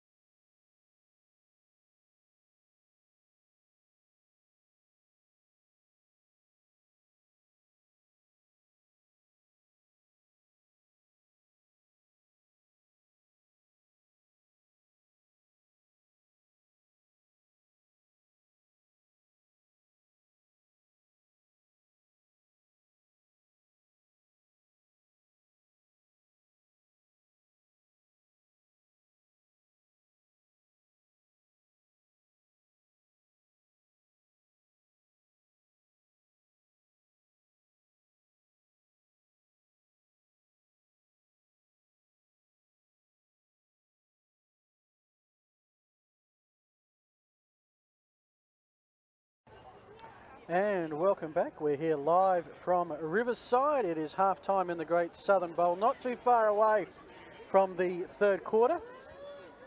And it is the Hogs with a 20-0 lead. I was thinking about this during the half-time break, and Nick, that it doesn't feel like a 20-0 game. You'd almost say Hogs maybe should be leading by 1 score, 2 at the most. Spartans been more competitive than the score indicates. Absolutely, and just it's a game that has turned on a few little plays. The Spartans have made mistakes at the wrong time. Penalties have come out at the wrong time, and turnovers have happened that have just really cost the Spartans a real chance to not only be competitive in this game, but really be in it and have a chance to be controlling it. So just we're going to have to see if they can clean things up here in the second half, because if they can, then this game certainly isn't over. We've seen more miraculous things happen than this with less time remaining, but if you had to give a most valuable player at the moment, who would your vote be? I think that it would have to be Rennie right now. He's got 2 scores, tremendous punting to keep the Spartans back deep, tremendous receptions with the scores, and just has been game-breaking anytime he's gotten his hands on the ball. Making those. All right, our feed is live. We're lined up, and we're about ready to get things underway. And we're going to start off with the key possession, because the Spartans are kicking things off to the Hogs to start things off. The Hogs looking to go up 4 scores, and unless it's 28-3, that's pretty much insurmountable. Yes, but we do have Gronabun on the chat. He's a Falcons fan and remembers 28-3. Well, I'm sorry for the reminder then. But let's just put it this way. The Hogs, over the last 35 years, they've been the Patriots in these scenarios. They're the comeback team. They very rarely, if ever, give up a lead. But this is why they play the game, as the kickoff is up and Adam. Into the hands of Muntz, and interesting decision there. Like, I get not wanting to kick it deep to the Hogs, but I don't really understand the logic in kicking to Muntz, because Muntz is another one who's been a former All-State returner and has several kickoff return touchdowns to his name. He generally averages 1 a season when he's back returning for the Oilers, so yes, he's not one that I would kick to. But he wears number 51, which indicates I can kick it to that guy because he won't run fast. Absolutely, but those shiny shoes of his have seen more than a few end zones. Indeed. And he has danced before. So dangerous play. Nothing really came of it. So Spartans need to get the stop here. Adelaide coming out. 2 receivers on the right, along with the tight end. 1 receiver on the left. So just seeing if they've changed their quarterback. It's Bajuramana who was their start.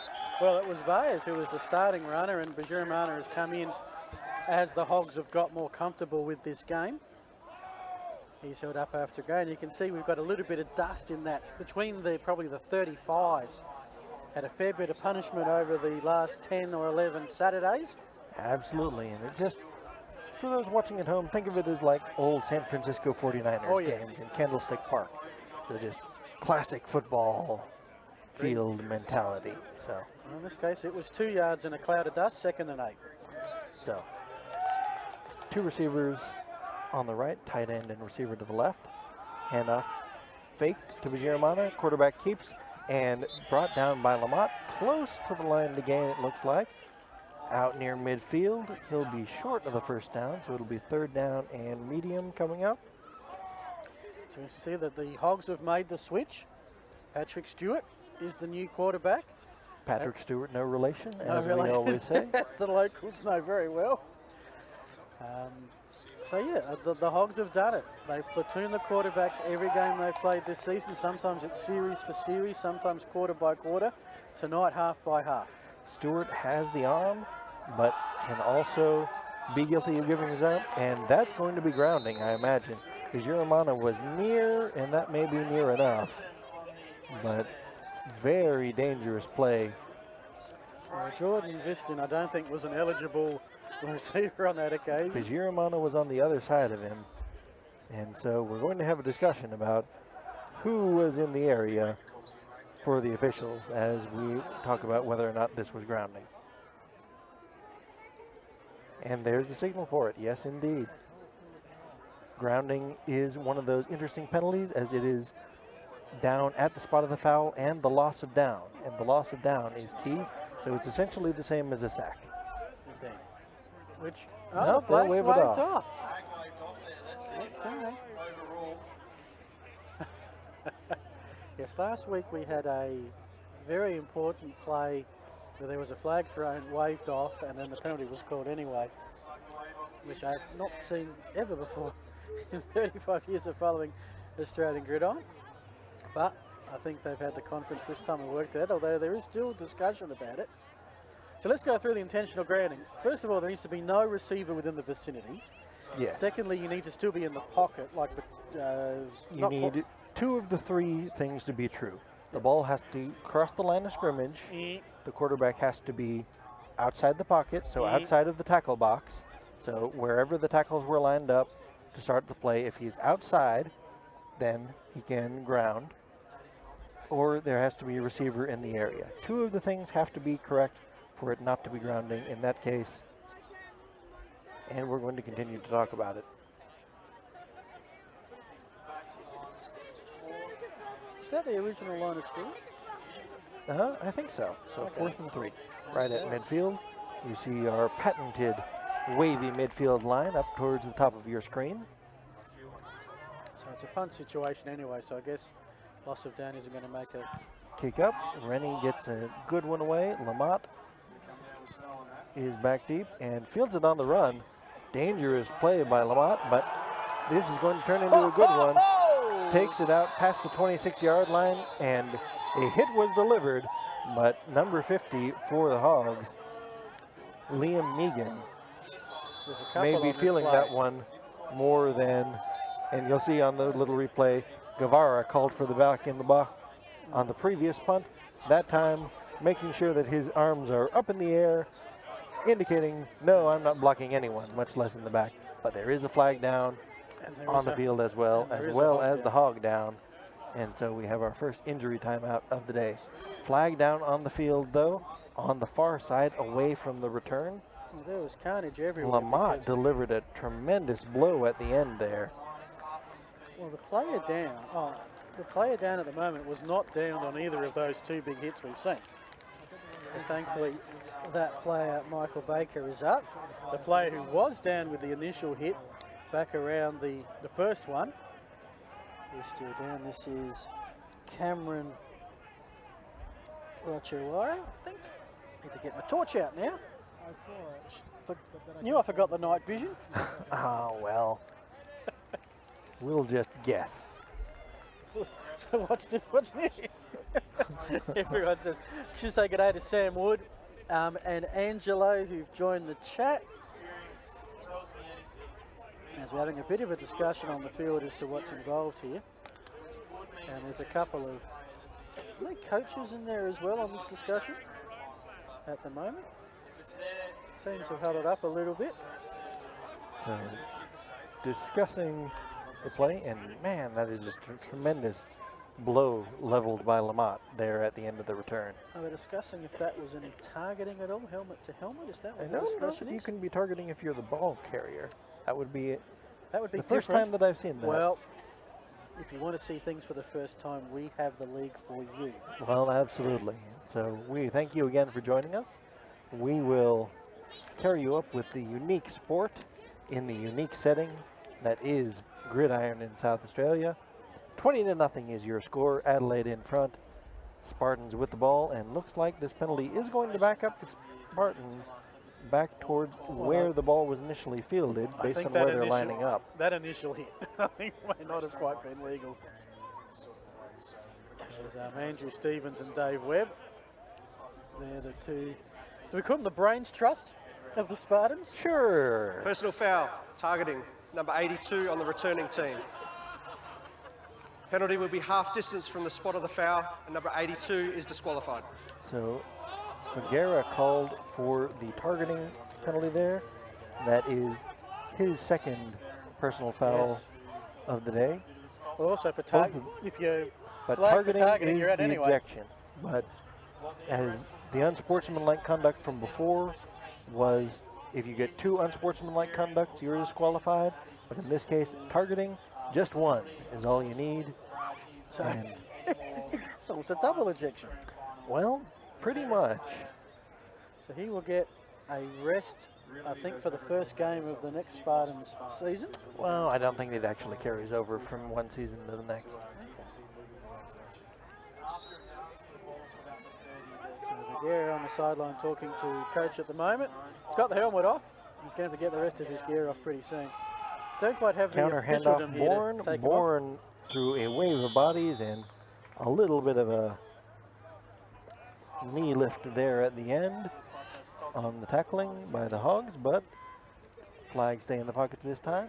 Second down coming up for the Spartans. So of course the other thing about the penalty, besides they're down a player, is that they've also been backed up. Yeah, wipes out the tremendous run by Lamont, who made the brave decision to field it, but now instead Bourne is lined up in the backfield with his heels pretty much on the end zone, throwing up high in the air, incomplete. Was looking for Davies, was De Francesca. Incomplete.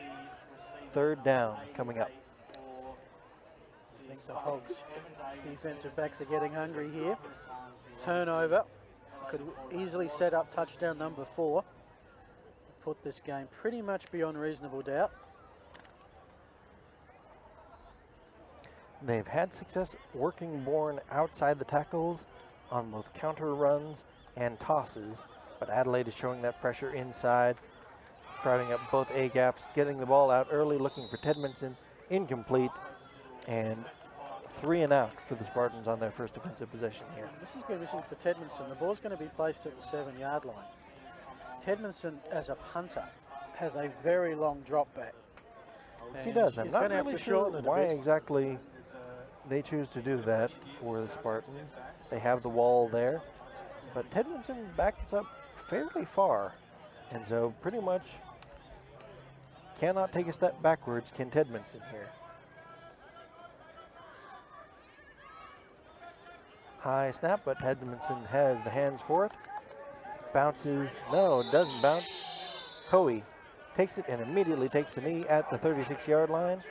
Hoey has returned punts for the Hogs some this season, but hasn't really, well, I should say he's fielded punts. He doesn't really return punts. He doesn't fair catch. He just immediately drops to a knee wherever he is, and that is the return. Good hands on Hoey, but not interested in trying to make those big plays either way.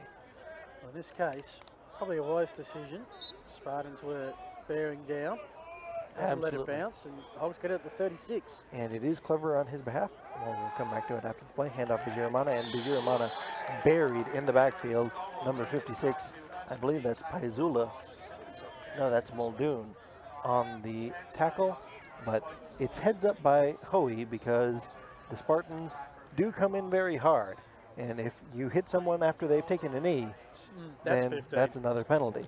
So, heady play by Hoey. And it's unexpected. It is. If you haven't been paying attention to the fact that Hoey is the one who does it, but Hoey wasn't the general returner, so interesting play there. Fakes the handoff to Giramana, throws over the heads and incomplete. Third down coming up, 3rd and 15 for the Hogs. Have had more success on 3rd down than the Spartans, who are still looking for their first non-penalty aided 3rd down conversion. Just throwing out a little bit in front.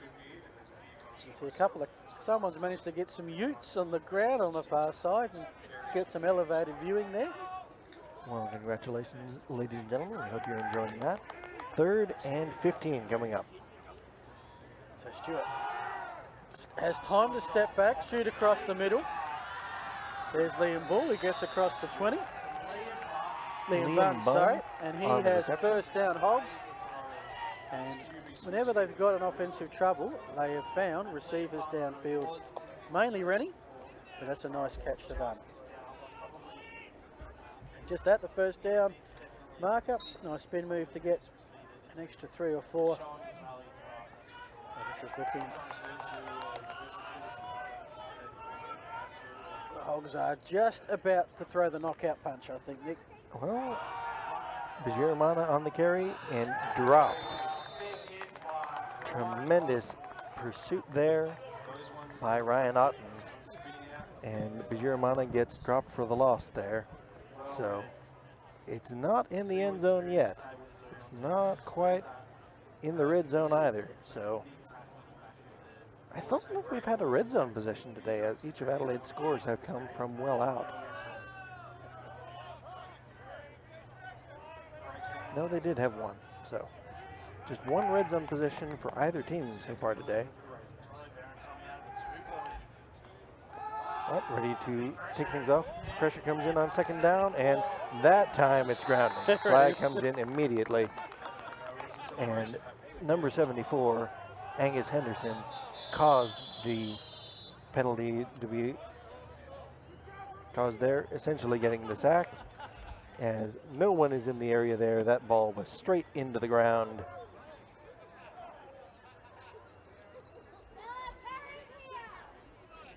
So the Spartans are putting some pressure on Stewart in this third quarter.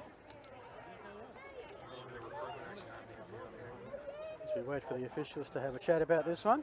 And in case you missed it, Kerry is here. Yep. G'day, Kerry. Thanks for joining us.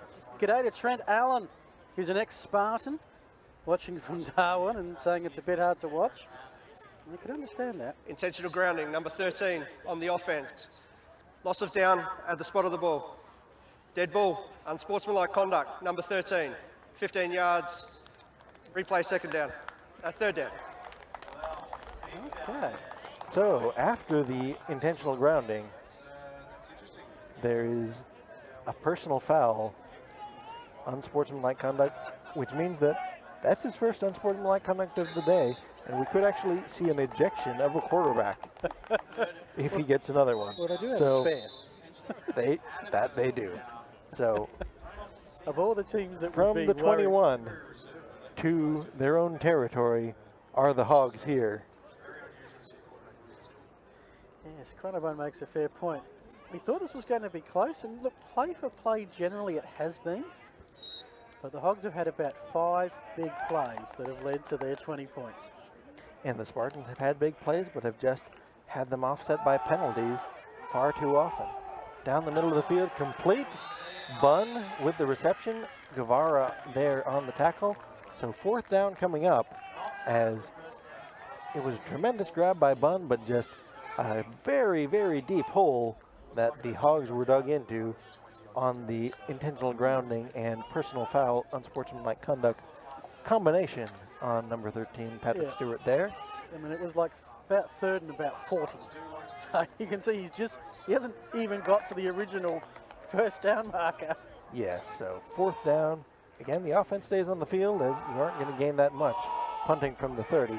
This one's thrown up, incomplete, no wins land, and the Spartans get the stop and take back over on offense. No harm done with fairly decent field position, about where Lamott's return was when this interesting sequence began.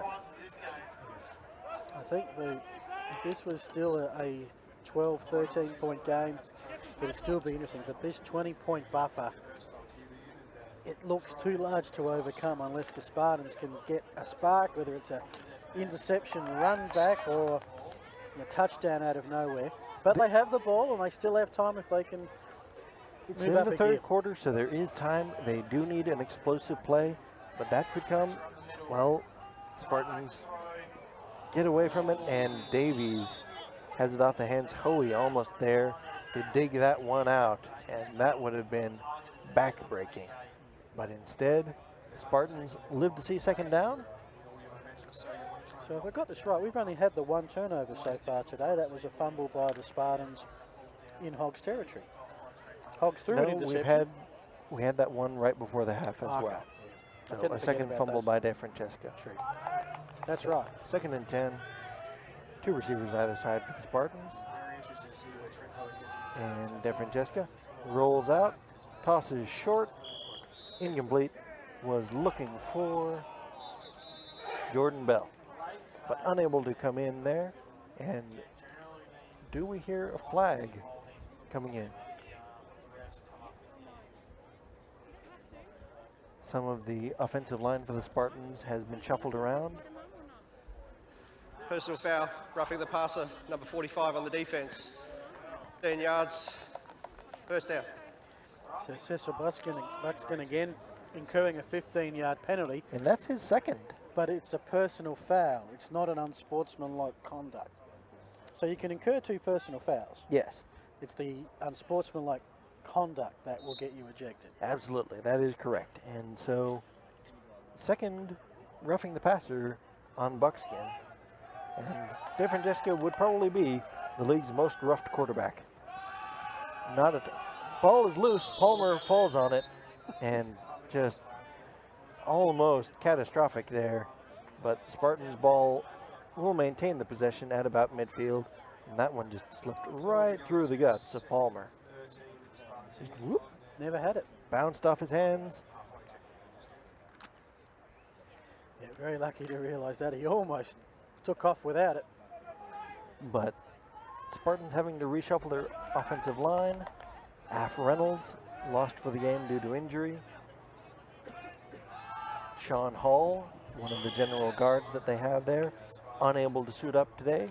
So different bodies inside the offensive line, and that kind of completes a lot of issues that the Spartans have had.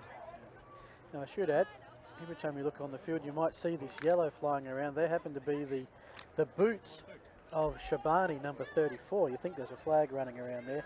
If I was running the league, Nick, I would ban yellow or gold boots in this competition. I would agree with that. Spartans stack their receivers, try and run that little screen, incomplete.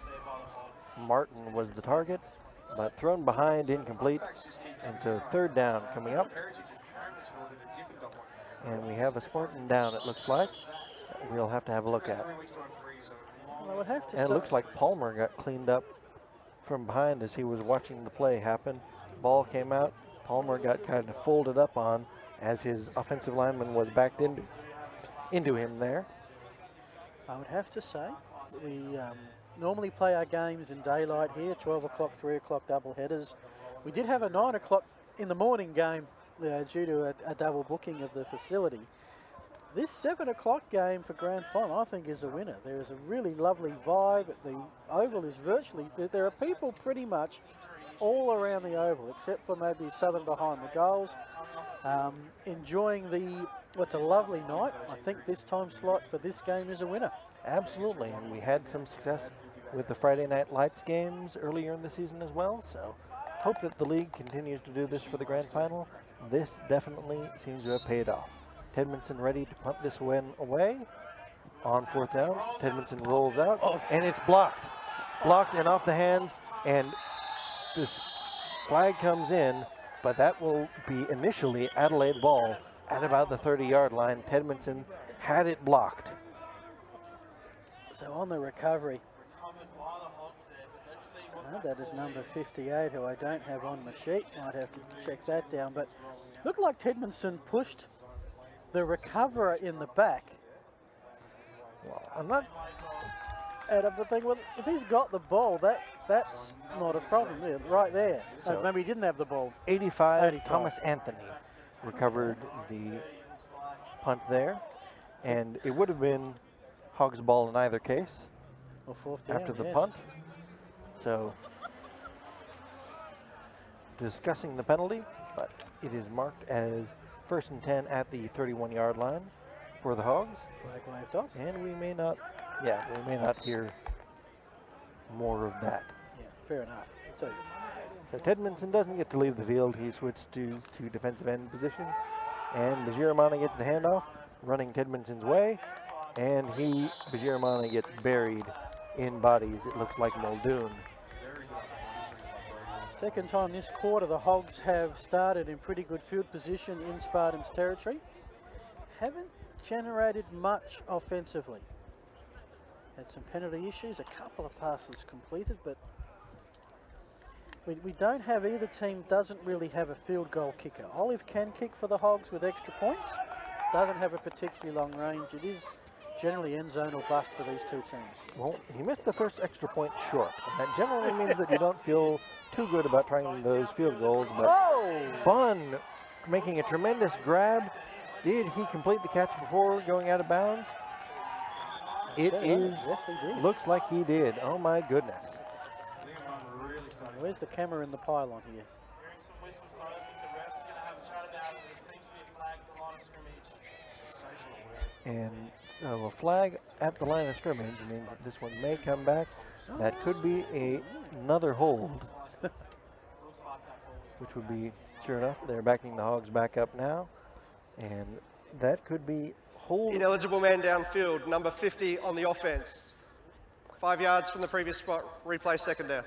Liam Megan called for the penalty there. And ineligible man downfield, if you're wearing one of the ineligible numbers, 50 through 70 and 90 up, you cannot move more than 3 yards down the field on a pass play. In that case, doing a little run pass option, not sure whether it's going to be a handoff or a throw. The line gets a little bit too far advanced. That one incomplete. Was looking for number 15, Kyle Budd, but linemen, when the quarterback holds onto the ball for too long, linemen tend to wander, continue to block, and these things happen. Play gets wiped out and get buried 5 yards further in the backfield. 3rd and 15 coming up for the Hogs. Well, at least it looked good on the videotape. Absolutely. One for the highlight reel. They don't Around the show world. flags on the highlight reel. That's it. So for the Hogs, again, a long yardage situation. You can see the sticks there. 3rd down, about 15 to go. Hogs picked up the last 3rd and 15 though. Off the hands, incomplete. Thrown in the direction of several Hogs receivers. Rennie was maybe the closest one where the ball actually landed, but thrown over the head. Could have been 3 there. And number 15, Kyle Budd, takes a shot. So this is 4 down territory, because by 4 down territory, it's not the status of the game, it's the position in the field. Absolutely. Just not a lot to be gained by punting it here. So Adelaide will go for it, look for the kill shot. 4th and 15 coming up. Adelaide has not picked up a 4th down yet today. Stewart throws complete and has the reception, does number 87, Jaden Montgomery, but tackled short of the line to gain and in fact short of the original line of scrimmage. So Spartans get the ball, still trailing 3 Holding, scores. number 70 on the offense. That penalty has declined. Turnover on downs. It's been a very even 3rd quarter. So another penalty there, but that one is, of course, waved off. Spartans would rather have the ball there than back the Hogs up 10 yards and have them punt. So Spartans ball at about the 33-yard line. Decent field position for the Spartans, and they need to get something going here, as the offense just has not clicked here in this second half. As the Hogs in this quarter, you see Baez there playing defence, the MVP. If you're the Hogs coaching staff, would you be tempted maybe to bring back some of your first half starters? Option toss. Bourne fights his way forward. Baez eventually on the tackle, but tremendous run there by Bourne. Pickup of about 8 yards. They'll give him 9, so just shy of the line to gain. And Just.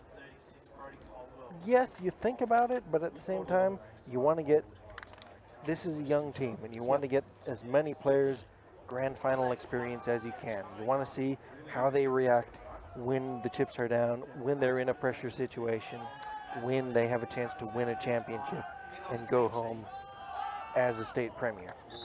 Over the head of Davies, incomplete.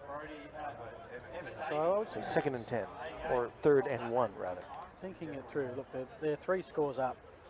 So they might think about it if the Spartans get on the board, but whilst they've got this cushion, you're right, they've got the opportunity to let that new group settle in to the game. They're up against a defense that's already had a half ahead of them to settle down. 3rd Absolutely, down. and it's different on offense. Like, you don't really put the defense there a new defense in because you want to keep the score down. You don't want the Spartans to get momentum or get things going. DeFrancesca converting the third down there, and that is the first third down conversion of the day for the Spartans. Couldn't come at a more key time, but defensively, you keep in the starters and try and keep points off the board. Offensively, you can be a little bit more flex in who you give snaps. Toss there, and who it is 22, Ben Martin on the reception. Couldn't tell whether it was 22 or 23 who had made that catch there at the outset, so that's the delay in the call. Probably say over the course of the season, Martin is the Spartans' most dangerous receiver. Well, he's certainly the most consistent target. They've gone to him most often downfield, and he was a huge part of the offense last year, and looks like the Spartans got going a little bit early that time, so we'll move 5 yards back and try it again. Haven't seen a lot of, might be one of the first or couple of false starts. Line of scrimmage today has been False pretty start good. on the offense, number 54, 5-yard penalty, replay second down. I think that's just the second on the day. That's Michael Bain called for the penalty. Penalties have certainly played their part. It's the 15-yard ones or the ones that have reversed into turnovers or Just sustained key, drives. the Hogs had a 3rd and 36 Yes. and converted it despite being intercepted on the play because of a personal foul penalty. So that really has been the difference in the game. Option, toss Bourne. Bourne taking it outside to the sideline, delivers a shot and runs over Hoey for a first down. Bourne working that option has been tremendous. 9-yard gain, and then a much bigger gain of over 15 yards to pick up the first down there. That is Spartans football. Well, if it's not, it should be for the rest of this game. Just When the Spartans are on song, that's how their offense rolls. DeFrancesca is a dangerous enough running threat where you have to account for him and get people there. DeFrancesca throws here, looking for Shabani, and undercut there. Number 45, no, not 45 rather. Hoey was there in coverage as well. I believe that was Chad Perkins. Yes, Perkins there on defense to tap that one away from Shabani, and DeFrancesca needed a little bit more air on that one to get it nearer to the sidelines for Shabani to have a chance on that one. So nighttime here in Adelaide, the lights are fully ablaze. DeFrancesca with the throw, intended for Davies, incomplete. And once again, 3rd down and long. Hasn't been a kind down for the Spartans, but see if they go back to that option here, as it has been their most consistent play in the half. A couple of weeks ago, we saw DeFrancesca chase left, right, and centre all over the field. He knows he hasn't got much time. He's got that quick rhythm down pat now. And we actually saw a second half last week. He really got into the game with some key completions. Needs some here. Off the hands of Davies and almost picked off by Hoey. 4th down and in Hogs territory. You think that the Spartans are going to have to go for it despite it being a 4th and 10. Not too far off being a huge play. Had the open receiver running full bore, maybe half a metre in it to be able to pull that in. Just and a take little off. bit behind him, and that just throws off the rhythm. The receiver has to slow up, has to lean back to try and bring it in. And just this is the issue that you have when you have multiple quarterbacks in a season. Just you're not getting one player all the reps that he needs. Adelaide bringing all kinds of pressure. DeFrancesca throws, looking over the head of number 4, Jordan Bell. There was some contact there, but flags stay in the pockets, and the Hogs take over on downs. So this is the Great Southern Bowl. We're nearing 3/4 time. And it's looking good for Adelaide Uni, who are shooting for their 7th straight state championship. And they're 25th in fact, I think it's their 26th actually. They have 25. 26th championship in 35 years. It is a staggering record. More state championships than any other side in Australian gridiron. They have the ball, 1st and 10, and a 20-point lead. So 2 receivers on the right, tight end and receiver to the left. Stewart and fakes the handoff to Giramana. Throws downfield, had Rennie all alone, incomplete. Over his head, Rennie is just saying, bring that down a little bit, and that could have been another touchdown. And with 3 touchdowns, it would have been pretty much a shoo-in for the MVP award in this game. But as it is, over the head, incomplete. First time pretty much we've sighted him in the second half. Hogs have tried to mix it up a little bit with their targets.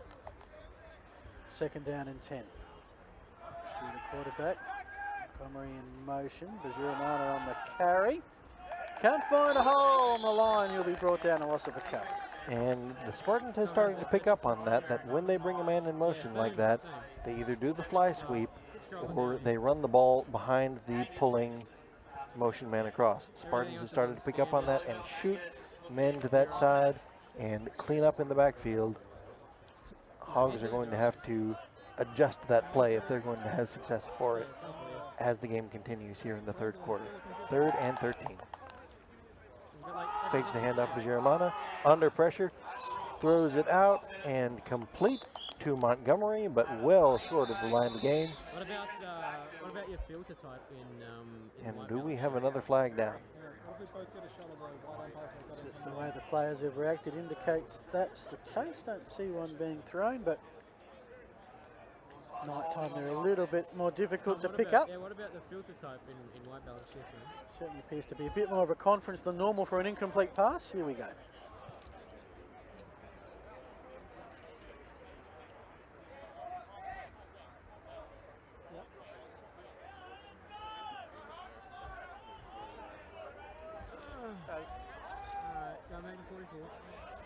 Last little bit of consensus between the referees, but it looks like Offensive pass interference number 11. That penalty is declined. 4th down. so. Lamont back to return. They will wave off the offensive pass interference, choosing to take the play and get the ball back rather than get 15-yard penalty and another shot for the Hogs on 3rd down. Keeping the ball away from Rennie. Well, in a manner of speaking, as Rennie is also the punter. Gives it straight to him. And he takes the roll out, thinks about keeping it, but instead kicks it off. Ball bounces at the 35-yard line, rolls to the 36, before being downed by number 50, Liam Megan. You can probably only do that play with some Aussie rules training. Well, that builds the instinct of knowing, do I run or do I kick? And that's almost a punter option play. absolutely, and we saw the Spartans do it previously on their last play. Tedmanson had it blocked instead, and that's the 2nd time we've seen Rennie think about keeping it, and each time he's gotten the ball away late. If I think back to last year's grand final, I think he actually ran a fake punt. He did, At and some that was point. one of the big plays that really put the Spartans behind. 2 receivers stacked each side, Shabani and Tedmanson up top, Davies and Martin below. Toss for Shabani is in front of him, incomplete. Those bright yellow shoes causing issues. And that'll do it for the 3rd quarter. We're down to our final quarter for the season. Spartans have got some work to do. Pretty much you're only going to get the ball about 2 or 3 times a quarter, if lucky, and they've got to score 3 times. Absolutely. They need to get something here. They need to get it going, and they need their defense to start coming up with it. The defense has played well here in the second half, haven't given up the big plays, and have making the stops even when the Spartans were back in their own territory after that punt block. But need something here in the worst way. Otherwise, we're 1 quarter away from crowning Adelaide as our champion once again. It's becoming an annual event, no doubt about it. I was trying to think the last team that beat the Hogs 7 years ago might have been the Eagles, I think. I stand corrected on that. They haven't lost too many grand finals. They did lose in year 3 to the Spartans. Spartans got their first premiership after the Hogs got the first 2. They lose to the Oilers once, the Breakers once, and I think to the Eagles once. Spartans fans getting fired up to start the 4th quarter. Adelaide showing pressure. Baez comes in and makes the tackle on De Francesca. That option, crowded play. That option just doesn't work as well with Palmer in the backfield as it does with Boring.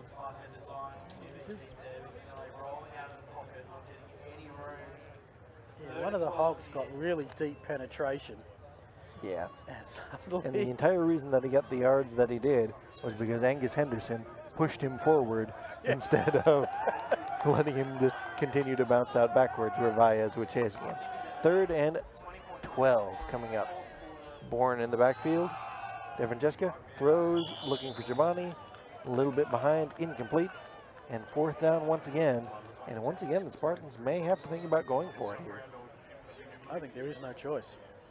Just trust the defense, take a shot, see if something happens down the field. Well, fair bit of love on the chat. Jaden Varlez is the GOAT, the MVP. Legend, impressive, NFL, sign him. Well, we know he is the league MVP. I'm not sure if he's MVP in this game. Baez and Muntz come. De Francesca throws and incomplete over the heads of everyone. And the Hogs will take back over with a chance to ice this one away. You're on the chat. Who is the MVP today? Share your thoughts. Help us out. There will be an MVP named at Games In. We'll pass your thoughts on to those who are casting a vote. Baez has been tremendous defensively, making some big plays, getting that forced fumble. Rennie has the 2 touchdowns, the big plays that have really put this game out of reach here in the 4th quarter. Ryan's thrown 2 touchdown passes, no interceptions in a half of football. Absolutely. 1st and 10, Vigiramana gets the handoff, weaves upfield and eventually downed. After a short gain, Ryan Otten's on the tackle. It's probably a little bit early to start thinking about clock management, but you're up by 3 scores. It's never too early to think about clock management. Just if you can chew up 4 minutes here, absolutely. even if you don't score, and the other team has to score 3 scores in 8 minutes, it ain't going to happen. Not without a catastrophic play of some variety. And the Hogs tend not to give those sorts of plays up. Keep things on the ground. They create where you them, don't get those catastrophic plays. A little bit of trouble with the snap, but handled. Stewart, hand off Vigiramana. Vigiramana loses the yards that he gained previously. And we're looking at 3rd down and 10 coming up. But the clock will run. And time starting to run out for the Spartans. I'd be surprised if any Hogs deliberately run out of bounds for the rest of this game. Just keep that clock a-rolling. You saw Stewart almost had that snap get away from him. He pretty much caught the snap in passer's position up near his ear, but was still able to get that ball down into the hands of Vigiramana. Stewart, under pressure, steps up, 1 man to beat, gets him wrapped up at the 30-yard line and slung down. Ottens comes in to clean it up. Has Barr on the tackle. And 4th down for the Hogs. Took him a little while for Stewart to wrap that ball up. He was running with it by his side, which always makes coaches nervous. My coach always called it like running with a loaf of bread.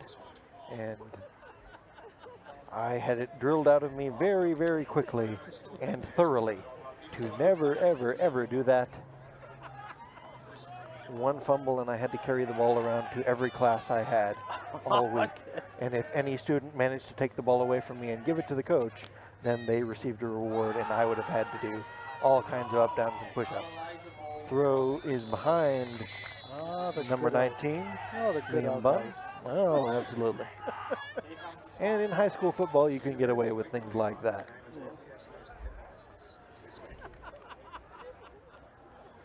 I think since this is a pay-for-play league and this is seniors, I think that you have a harder time talking to your boss and saying, no, I have to carry around this football all day, Coach said.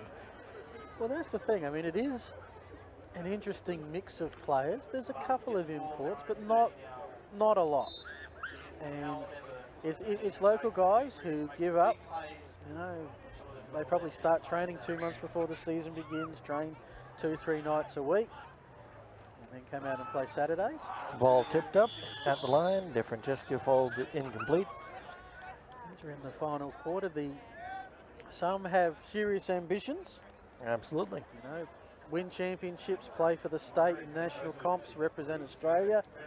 Others just play it socially, and sometimes that mix within the same club of the ones who are ultra serious and the ones that are, say, more sociable can be an interesting dynamic. It can, and it's something that you deal with as a coach, just trying to instill a culture and try and get everyone to take it as seriously and just get everyone on the same page. Just if you want to play it socially. Illegal procedure, failure to set. Number 74 on the offense. 5-yard penalty, replay second down.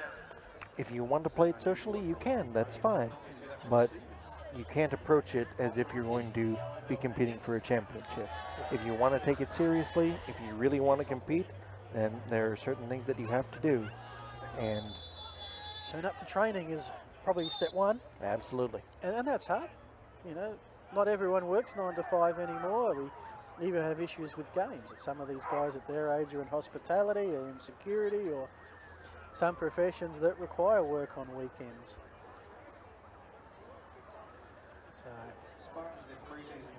So the commitment to play at this level and to succeed further up does require intense commitment. Second down and 15 for the Spartans. Probably their last roll of the dice this drive. Another incomplete pass will bring up third down, and this should just about be all she wrote right here. Spartans need to get something here. This Bourne is the weapon. Bourne has had some of the big plays. Shabani has been a target, but you got to figure that you're looking for either Tedmondson or Shabani to try and make the play here. Tedmondson looks to be on the sideline, so Shabani has been your big play threat today.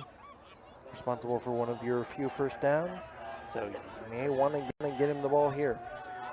He's lined up in the yellow shoes in the slot on your left. Option off the hands of Bourne. Bourne wasn't expecting it, but still somehow Bourne fights his way through. It's gain more yardage by bouncing the ball, Aussie rule style. When you're good, and sometimes these things happen. Bourne, despite the worst possible start for that play, still managed to make something positive and get out to about the 36-yard line. So the Spartans get one more gasp at fourth down. See whether they give it to Bourne once again or whether they start throwing it, looking for that end zone, looking for that big play. Hogs are showing pressure once again. DeFrancesco steps up, throws over the middle, looking for Shabani, incomplete. Flag down very late. Hoey just shaking his head, and they may be a pass interference coming up. I'm intrigued by what's happened here because Hoey pretty much had the allotment to himself there. Unless it was a bit further downfield with Shabani, I think. Shabani was the target. And, oh, there's that little hook by number 9 that he may have gotten called on. Michael Holding Baker. number 9 on the defense, 10 yards from the previous spot. First down by yardage. So, Michael Baker called for the hold. That is the 4th hold of the day on Adelaide University. The first one defensively, though, and it gives the Spartans hope. And the third time the Hogs have given the Spartans a first down on penalty. Absolutely, and that one was pretty much the end of the game. It was over the head. Shabani probably wouldn't have caught it even if you've been able to get both hands up into the air. Tedmondson checked into the game there. You see him at the bottom of your screen. Tedmondson and Shabani down at the bottom. Davies and Martin up top. Bourne in the backfield. Hogs showing pressure. Everyone crowding the line. Devon-Jiska needs to get the ball out in a hurry. Ball gets out a little bit too much in a hurry in the direction of Tedmonton. Incomplete. Second down coming up. That was a baseball fly ball, just up in the air. Well, Not that much was. distance. We played a game in school called 500, where you would just have one player be the quarterback and just chuck the ball up into a mob of bodies and call out a number value. When you got to 500, you got to be the guy throwing it up. That was one of those 500 balls that just wibble and wobble all over the place. Devon-Jiska throws and incomplete. Hoey's there in defense. Martin, the intended receiver, and just Devon-Jiska isn't getting the arm. He can't take a deep enough drop. He can't step up in the pocket because that pocket is collapsing around him. And so he can't get all the air into his throws that he needs to take these shots downfield. It looks like he just pops up and launches. It's all arm and not with the body. And so we're looking at 3rd and 10. It's also the problem with being the backup. You haven't had, quarterback to receiver is chemistry. It's timing. You don't have that when you're the backup. Speaking of which, loose ball, I reckon the Hogs have got that back. Yep, the pitch was just behind Bourne, and the Hogs come up with it. Number 62, Luke Hagemore, coming away with the penalty, with the turnover that is. The 3rd turnover of the day for the Spartans. Now, And that is pretty much all she wrote. did you call the engraver at halftime? Oh, well, I told him to put the Adelaide on. Okay. I think we can ring them again now and get this sorted. It'll be another party for Adelaide Uni, and the dynasty will roll on. And the rest of the league, as they've done for a lot in the last 35 years, can only look on jealously and say, what do we have to do to beat these guys? So 4th quarter, time ticking away. Hogs on the fly sweep. Baez looking to turn the corner. He does, and fights his way through the first down, gets shoved out of bounds. Flag comes in late. Number 52's arms pop out very wide. What did I do? What happened? Why would you throw a flag there? Which generally means that he's the guilty party. And at the end of it all, Baez is the man standing tallest. Baez, league MVP, defensive MVP, and there is debate about whether he Personal is... foul, face mask, number 52 on the defense. Up. 15-yard Yep, penalty, assessed as half distance. First down. Well, it was quick, but it was there. well, Rachel Valles has put in her vote. Baez. Okay. Not Baez, surprising. voting for Baez for MVP. If he gets a touchdown here, we might think about it seriously. Now they're threatening the run and the bonus yard. Puts the Hogs in the red zone. Just the 2nd red zone position of the day. And they have not scored in this half. And they've brought back Ryan, the quarterback. Toss out and into the end zone. All she wrote. Mitchell Olive with the touchdown, and Adelaide University will celebrate once again. They will be your champions here in 2019. Well, Matty Ryan, 3 touchdowns in just over a half of football, puts himself into the MVP consideration. Absolutely. Of course, well, the only pick he threw came back because he got left well. Now Adelaide just roughed has up. to be careful not to go for 2 here and not to let the Spartans get a field goal, because then you're in the danger position. 28-3. But 26-0. That was That's half safe. time, wasn't it? Or just after half time? It's all sorts of. 28-3 is cursed. So the score is 26-0. They are going for 2, though. Okay. They're going to put themselves in danger. Throwing into the end zone, all alone. Rennie gets the 2-point conversion. So that's 14 points on the day for Rennie, accounting for half of Adelaide's total, and that may punctuate his case for the MVP. Yes, well, it has been that passing combination of Ryan to Rennie. So do co-MVPs, do we? No, I don't think so. Okay. But it has been that combination that has been the big play difference Absolutely. this evening. So 28-0 is your score. All things almost over. The fat lady may not have sung yet, but she is warming up. Looks like Gary's got a fan club over there, number 31. Been here, seen this many a time. It's an Adelaide world, and we're just living in it. That's it. Potentially taking the field for the first time. 6 minutes left. Let's go, Gary. Let's go, Gary, number 31. So the kick is off. Kick there, straight to the All-Star. Let's see what he's got. It'll be picked up at about the 5. There's a hit in there somewhere. Tremendous hit by Thomas Anthony. Somewhat the intended target. He's up. Good to see.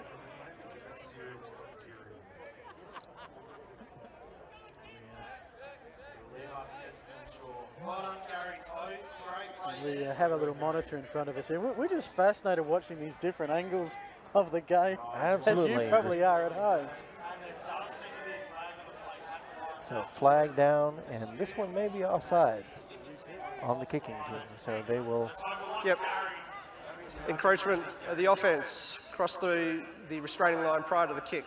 5-yard penalty, replay the kick. So sure enough, offsides on the kickoff.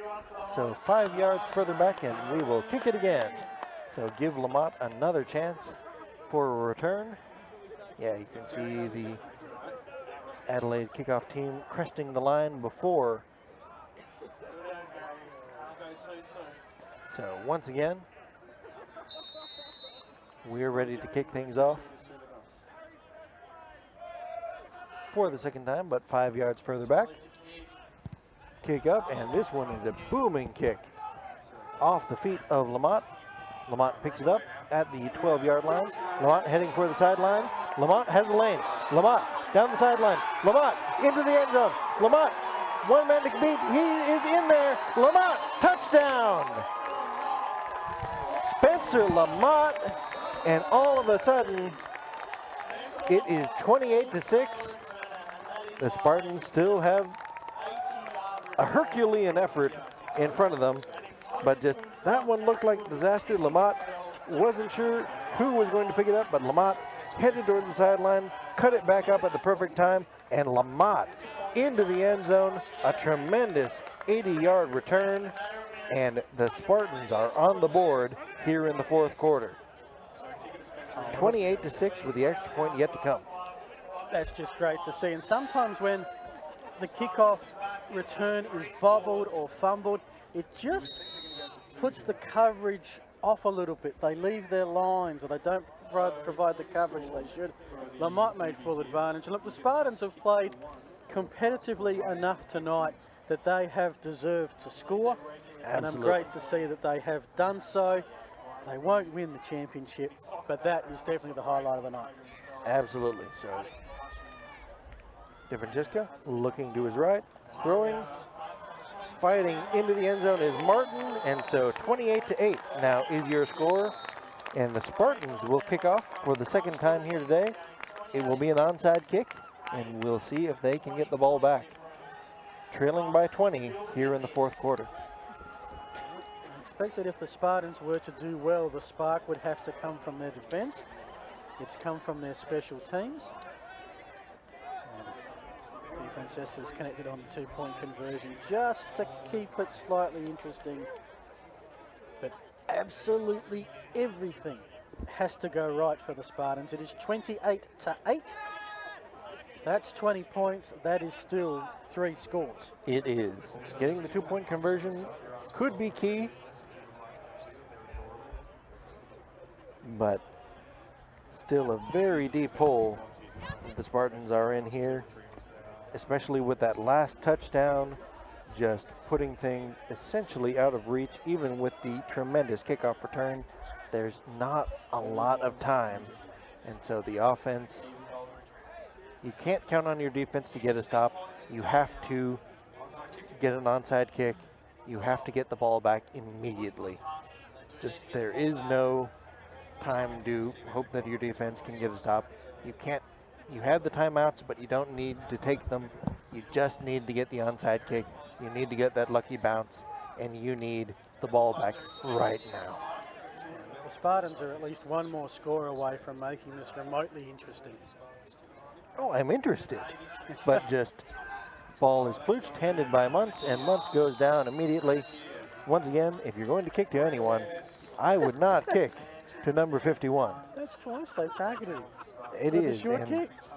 Muntz has, I'm sure that the Valles family will argue it, but Muntz has about as clean a catch as you will find. He is a multiple-time footy MVP and gets paid to play it. So those bouncing balls do not escape his reach. So Adelaide Uni with the ball and will have a chance to run this one out. Expect to see the ball in the hands of Baez or Bajiramana over and over again on the ground.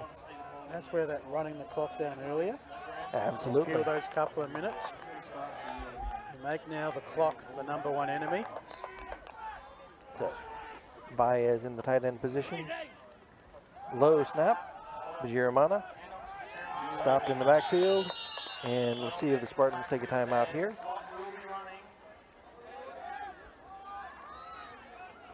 Not sure how much time remains in this one, but clock is running on those running plays. That low snap, though, could have been disastrous. That's the third time the Hogs have had issues with the snap. And was very lucky that we had the heads-up play to stay on it, because that could have been the breakthrough play that the Spartans needed. 2nd and 12 coming up. It's at the 36-yard line. Grimes is going to step back with a bit of touch. Nicely thrown ball, Oliver couldn't bring it in. Stops the clock. Guevara in coverage, and the clock stops. Why are you throwing it here? This is time to start polishing your trophy, not take shots down the field and look for a kill shot. This game is over, just take the win. Or rather, the game isn't over. It's only not over if you give it choose away. not to let it be over. You give it away. 3rd and 12. Bajiramana setback. Baez tight end. 3 receivers that side. Fly sweep Baez. Runs by Tedmondson.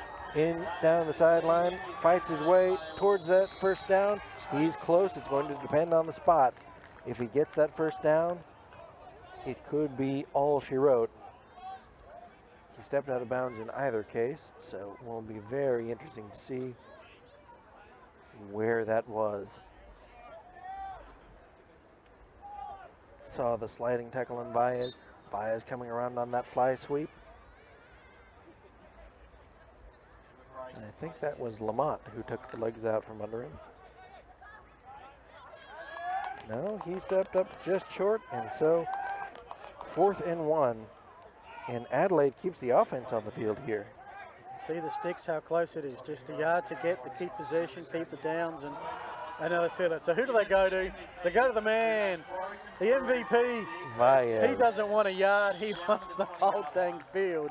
He gets down to the 20, and the Hogs are putting this one to bed. Absolutely so. Baez just putting the exclamation point on this one. Tremendous, tremendous run, and Baez, a dominant effort in his league MVP season to make sure that things do not go awry for the Hogs. 1st and 10, just outside the red zone at about the 21-yard line. Baez once again in the backfield. Almost another issue with the snap, this time tucking away and trying to run it himself. And we will have a flag come in as there was a blindside block. Do I have a flag that I can throw? Because even I saw that one. Well, yes. Let's see if you can find out what's wrong with this play. There's, yeah. Number 74 in pursuit. Illegal for the block at the Spartans. back. Number 15 on the offense. 10 yards from the spot of the foul. Replay first down. But here's the thing, it was unnecessary. Absolutely. Play was already run by. Ryan had already beaten him to the corner. So there's the unnecessary block in the back.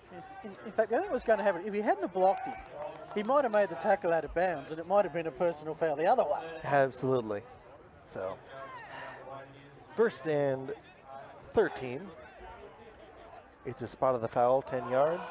So, drop, bang back to pass, throwing towards the end zone. Batted up and almost brought down.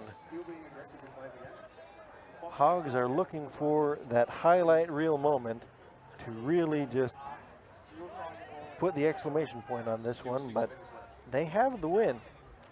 And we've seen in Gridiron SA this season that when you have the win, you should take it. Well, yeah, Because you never know what's going to happen next. Well, in the context of this season, the play of the season was the Hogs-Eagles game when the Eagles had the lead, 6 points and the ball. Thought they had to get another field goal to get the tiebreaker, which I don't even think is correct. No, because the Eagles would have won the head-to-head in that Exactly. case. And on a running play, fumbled it. Vaez took it the length of the field, and they got the 2 points. So Vaez wants to put unstoppable, indestructible, touchdown Hogs! And there, depending on whether you're counting like the impact in the game, Vaez stating his case for game MVP as well as league MVP. And so now we're going to have an interesting discussion. Yeah, aren't we? Tell me we're not the only ones voting here. Oh. Yeah. I mean, you look at this. 1, 2, 3, 4, 5, 6. I mean, look, there's only a 7. There's only about 3 Spartans that didn't get to have a crack at him. And just hate to see these things happen in a grand final. Spartans getting to this matchup 3 years in a row, and each time Adelaide finding different ways. First breaking their heart in the upset in the Spartans' undefeated season, sending them away with a loss. Kick off the upright, so no good. 34-8 is your score. But first upsetting them, then in the big showdown, suffocating them, where the Spartans pull off the upset to get the rematch here, number 3 in a row. Adelaide has just been dominant consistently. We're at that point of the season, we know who's going to win the premiership. We have a pretty good idea of who the candidates for MVP are. As we just sort of reflect back on the last 10 weeks, 11 weeks, it's a short season. It is. Any highlights or things that particularly stand out for you this year? Well, I've been just excited to see the youth movement coming up. The juniors for the Chiefs, the juniors for Adelaide University, and just new players breaking onto the scene here and starting to make a name for themselves. Bourne coming on for the Spartans. The new quarterbacks coming in for the Hogs and not missing a beat. And we're seeing a new generation, and the league appears to be in good hands coming forward. Davies looking to match Lamont on a return, but just unable to get put on the brakes there and is falling out of bounds. And the Spartans will get one more crack at it on offense here. It was a neat little toe touch. It was. If it had made the Watch catch. this angle. But just He Instead of couldn't stop very- his momentum, could he? a very artful way to go out of bounds instead of the cutback that he may have intended. All recorded for posterity. Absolutely. Videotape. We do thank Spacequake Sports for coming out. They do come out for the finals and grand final days. You can see they give us some great vision, not just from up high on the cherry picker, but also from all around the sidelines. Give us a great view of the different parts of this game. As Bourne is fumbled, and as try as he might, just too many men in white to get any positive yardage. Just weren't able to get the consistent passing game that they needed to get the threat to really open things up for Bourne. Bourne had 22 eyes on him pretty much any time that he was in the backfield, and just the Spartans need to build that experience, need to build that rapport, and just get the repetitions between their quarterback and their receivers and really start building for next season. They have talented players. Toss out, Bourne cuts up and lifted and dropped. Tremendous. Chano Yun on the tackle, able to pull up Bourne as he cuts up there. And Bourne is a violent runner, so just taking the legs out from under him is about as good a play as that you will see in this season. Tremendous, tremendous play by Yun.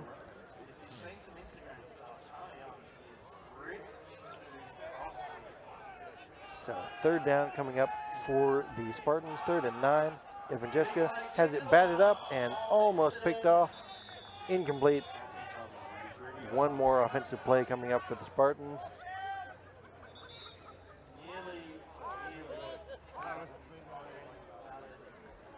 Just tremendous, tremendous effort by Adelaide on defense. 2-minute warning. Consistently. 1 minute 55 remaining in the game. So there's your 2-minute warning. Less than 2 minutes left to play. 4th down, and the Spartans will kick this one away, conceding that this one is over. 34-8 will be the score when Adelaide gets the ball back. Coe back to return for the Hogs. In some cases, you might see Tedmanson think about keeping it, but in this one, just getting the kick away and rolling out of bounds. No return. Once again, Tedmanson, apart from the blocked punt, did a very nice job punting, but Spartans just unable to get over the hump, get over the mountain that is the reigning, defending, undisputed champions of South Australia, Adelaide University, the Hogs. So as we go to our final 2 minutes, a few thank yous. Thanks to Gridiron South Australia. It does take a bit of work to put this competition on. It is never easy to be an administrator of a community sport. The Gridiron here is in South Australia and put on a great night tonight. You see it's scrubbed up beautifully.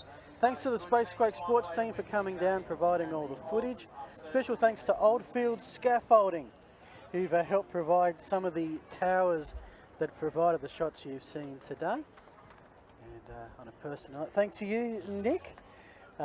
We are a little bit of chalk and cheese in terms of our football background, but somehow it all merges together nicely. Absolutely. I think that it works having the American and the Australian talking about the game together.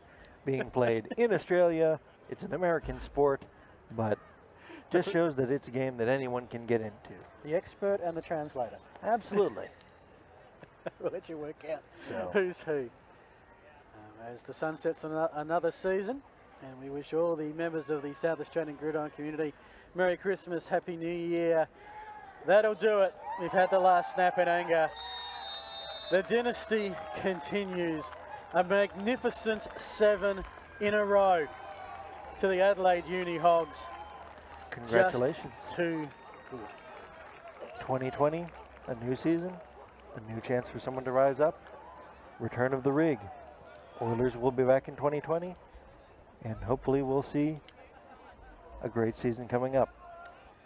Alrighty, so the final score in the Great Southern Bowl, the 35th Gridiron South Australia Grand Final. There are those juniors that we talked about celebrating. Well, they won some junior championships, and They now they've got to certainly taste did. it at senior level. The Adelaide Uni Hogs 34, the Spartans 8. Very quickly, Nick, your final thoughts on the game, the season, and your MVP. Well, just the Spartans had it in front of them, but couldn't get out of their own way in the key moments. There were just a few key moments that kept this from being a very, very close game and tight all the way through the end, but the Spartans just made the mistakes, and Adelaide were so consistent that they were able to come away with it, and that really is the takeaway, the consistency of the Hogs being able to turn it on and coming away with the win in the end. That is the story of the season. That's been the story of the league.